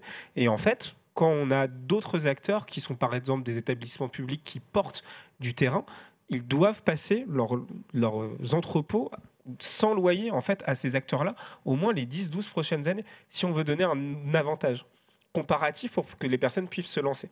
Et ça, je pense, c'est hyper intéressant parce que si ces structures-là sont des structures coopératives ou des structures désintéressées, au pire, si elles margent, elles vont le remettre dans leur développement. Donc en fait, par rapport aux 211 milliards qui ont été distribués les autres années, il n'y a pas de fuite de dividendes et il n'y a pas de choses qui sont reversées, vu qu'on ne peut pas se les reverser quand on est en coopérative. Donc il y a un appui assez puissant, je pense, du système coopératif et de l'ESS à se soutenir elle-même en structurant ces fameuses foncières. Et j'en viens aux foncières maintenant. L'autre petit truc qu'on a vu qui avait un peu bloqué en tant qu'urbaniste, c'est que notamment dans cette avenue ici, on a construit pas mal de logements, pas mal de bureaux, ça s'est loué, et après on a construit des rez-de-chaussée commerciaux, et ces rez-de-chaussée commerciaux, ils sont un peu trop grands, ils sont un peu trop chers, et ils sont un peu mis du temps à louer. Donc on a eu beaucoup un nouveau Paris cafetière rive gauche, où moi je me baladais étudiant en mode waouh, c'est le Paris de demain, et tout était vide à rez-de-chaussée, et quand ça a commencé à se remplir, ça a plutôt été des grosses enseignes avec avec des gabarits un peu trop grands qui du coup ont donné une forme d'uniformisation à nos villes et à tous ces nouveaux écoquartiers un peu partout sur le territoire français, avec que des enseignes qui pouvaient venir là. Donc on s'est dit, finalement c'est peut-être que le promoteur, on lui a confié au début des macrolos, et peut-être qu'il ne savait pas faire les rez-de-chaussée, peut-être que ce n'était pas sa priorité, qu'il a fait du mieux qu'il a pu et qu'il y a peut-être quelque chose à faire là-dedans. Donc on s'est dit, créons une foncière qui va être spécialisée dans l'achat de ces rez-de-chaussée-là. Et essayons de les acheter pas cher. Comment on a fait pour les acheter pas cher? Il y a 2 solutions. La première, c'est de venir au début de l'équation dans les groupements immobiliers en leur disant, gars, moi je suis capable de le louer à 200, donc il faut que tu me le vendes 1100, sinon ça ne va pas marcher. Donc ça, c'est soit on arrive directement à négocier avec le promoteur et on est un peu la caution sociale, mais tant mieux, parce qu'au final, il y a du résultat derrière. Soit l'autre version, c'est auprès directement des politiques publiques d'aller voir les aménageurs qui eux-mêmes, dans l'équation, au début, vont dire en fait, mon prix de sortie, je veux que ce soit tant. Et une fois que le promoteur le sait, il va jouer avec son équation. Donc bien sûr, la variable, ça va être le terrain, qui sera peut-être revendu moins cher. Mais là aussi, on recrée de la valeur basse. Et je pense qu'en fait, il faut, dans ce soutien territorial, arriver à soutenir des structures foncières qui sont coopératives, qui n'ont pas vocation justement à redistribuer de la valeur, pour venir en complément des bailleurs sociaux, pour venir en complément en fait de toute l'action publique, et qui vont être un peu le garant de cette non-spéculation à long terme et de garantir les prix bas. Et là-dessus, je m'appuie sur une expérience suisse, où j'ai des potes en Suisse. À Zurich, il y a les coopératives d'habitat qui sont créées il y a 30 ans. Donc 30 ans, c'est rien à l'échelle en fait. Si on change la politique, si par exemple on avait poursuivi la politique d'encadrement des loyers de Madame Duflot il y a quelques années, on n'en serait pas là aujourd'hui, et ça fait que 15 ans. Voilà. Donc maintenant, on est dans un truc... Donc 30 ans, c'est faisable. Sur 30 ans, de changer ça. Et maintenant, c'est 31% du parc du logement privé de Zurich, c'est des coopératives d'habitants, par exemple. Ça, c'est sur le logement. Là, on est sur l'activité. Donc en fait, tout ça, c'est pas juste des paroles d'utopistes où j'ai fait un costume pour pouvoir passer à la Caisse des dépôts, mais du coup, c'est vraiment des choses qui sont très concrètes. Et je pense que... où je partage ce qui a été dit avant. Et là, je suis en train de vous mettre un tunnel et j'ai pas de montre. Et du coup, ce que je voulais dire, c'est que on est tous arrivés, on n'est peut-être pas tous à sa maturité, mais on est quand même assez à maturité, un certain grand nombre d'acteurs, pour venir un peu aider les filières du réemploi avec des foncières, aider la filière de l'activité et de l'ESS, et profiter de la crise pour choper cette valeur basse qui va durer 2-3 ans, la constituer en patrimoine et être plus assuré pour demain. Et assurer une forme de pérennité aussi dans l'immobilier pour les acteurs de l'ESS, qui est essentiel pour leur modèle économique. Écoutez, je vous remercie. Je ne sais pas si, Lucas, tu as des questions, ou s'il y a des questions dans la salle. Lucas, via le chat. Oui, il y a une question en particulier qui s'adresse à mon avis à vous trois, qui est la suivante. Est-ce qu'une SAS, donc ESUS, ESUS pour entreprise solidaire et d'utilité sociale, fraîchement créée, prenant un bail amphithéotique avec option d'achat et qui souhaiterait réaliser 1 à 2 millions d'euros de rénovation, peut trouver les financements adaptés sans fonds propres initiaux? Je pense que c'est pour Damien. Je réponds comme Simon, je suis pas banquier. Non, je sais pas. Effectivement, c'est compliqué sans passer. Après, un bail amphithéotique avec vocation d'acquisition, c'est au moins dans 18 ans. Donc ça pose plein de questions. Je suis pas sûr d'avoir la réponse tout de suite. Mais c'est normal que vous n'ayez pas la réponse. Oui. Ça dépend de la situation. Si c'est bien placé, on y va. Oui. Bon, ça s'étudie en tout cas. Je ne sais pas s'il y a d'autres questions. Je vous propose de clôturer cette table ronde. Merci à tous, merci aux intervenants, merci aux auditeurs. Pardon, il y a un mot de conclusion, excusez-moi. Merci. Un petit mot de conclusion, effectivement. Déjà, merci à tous parce que les tables rondes, les échanges étaient très intéressants. J'étais ravi de revoir Augustin et Simon que j'avais pas vu depuis plusieurs années, ça c'est sûr. Donc ravi de voir que l'activité marche bien, franchement, très sincèrement. Ravi de savoir qu'on est également toujours derrière vous en investissement. J'ai aperçu Denis de Menton aussi. Merci Denis d'être là. Et puis en fait, voilà, merci à tous plus globalement. Ce sujet du foncier économique, c'est évidemment un sujet qui nous est cher à la Banque des Territoires. parce que c'est un sujet important pour les collectivités locales, et on est proche des collectivités locales, historiquement. Et quand on a du foncier disponible, ça permet de faire du développement économique, de faire de l'aménagement économique. Vous avez cité le foncier industriel, le foncier logistique, le foncier destiné à l'économie sociale et solidaire. On l'a vu à plusieurs reprises. J'ai entendu le mot data center aussi. Effectivement, ils sont aujourd'hui très énervés, entre guillemets. Ils cherchent beaucoup de foncier. Et ça, Augustin, ça va pas arranger tes négociations parce que ces opérateurs de data center ont beaucoup d'argent et la spéculation foncière, et j'avais déjà entendu ça dans un autre événement, ça facilite pas l'implantation d'entreprises, d'entrepreneurs plus modestes face à ces gros opérateurs, parfois américains, voire européens, mais c'est quand même des mastodontes.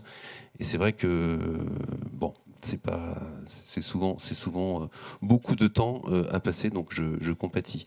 Je remercie aussi la restitution qui a été faite sur l'étude sur la mutabilité des espaces, très, très riche d'enseignements pour nous, et ça a permis de mettre en lumière toutes les marges de manœuvre qu'on peut avoir, qu'on peut dégager, qui ne sont pas faciles à trouver, mais il y en a. Et c'est d'autant plus important que, alors pour nous, le ZAN, le zéro artificialisation nette, pour nous c'est toujours une priorité. La sobriété foncière, et on l'adresse évidemment pas tout seul, avec des porteurs de projets, notamment les SEM, les sociétés d'économie mixte, et je remercie le témoignage de la CEP.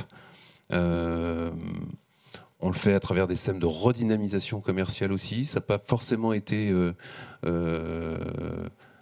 abordé aujourd'hui, mais c'est fait pour redynamiser les centres-villes, dans les petites villes de demain, enfin dans les petites villes, pardon. Petites villes de demain, c'est le programme. Dans les villes moyennes, où on essaie de redensifier, de faire revenir des commerces de proximité. Et donc il y a aussi ce sujet d'accessibilité foncière. Et les SEM de redynamisation sont là pour faciliter cette réimplantation. On a évoqué aussi le portail France Foncier Plus, mais pas tant que ça, Thomas. Et Thomas, depuis 3 ans, donc, a mis en place ce portail qui recense aujourd'hui plus de 1000 sites disponibles. Donc ça vient compléter. Alors, en plus, ça recense, ça cartographie 1000 sites. Ça permet de mettre en relation des collectivités locales avec des industriels, des entreprises qui veulent s'implanter. Et pour autant, derrière, ça ne veut pas dire que c'est facile. D'où on recroise avec l'étude sur la mutabilité des espaces. Et comme ça ne suffit pas forcément, on a aussi en place un programme qui s'appelle les sites clés en main. Et il y en a 55 qui doivent être mis à disposition d'ici 2030. Justement pour faciliter encore plus l'installation d'industriels, en faisant du pré-aménagement, du pré-équipement, du raccordement énergie, et plein de choses comme ça, de l'immobilier industriel pour vraiment faciliter l'arrivée de l'industriel. Donc entre le portail France Foncier Plus et les 55 sites clés en main, on pense que voilà, ça va contribuer à faciliter cette réindustrialisation. Évidemment, il y a beaucoup d'impacts derrière, on n'en a pas parlé, mais les impacts territoriaux, les impacts sociaux, les impacts environnementaux, et ça, on en a beaucoup parlé. Et puis je vais m'arrêter là, parce que je pense que ça fait du coup 1h55, comme tu le disais, Simon, et je pense que voilà, il est temps de clôturer, mais un grand merci. On organise beaucoup d'événements dans ce hub des territoires, et c'est à chaque fois un plaisir de vous avoir, et également en ligne, puisqu'il y avait beaucoup de participants également en ligne. Merci à tous et excellente soirée.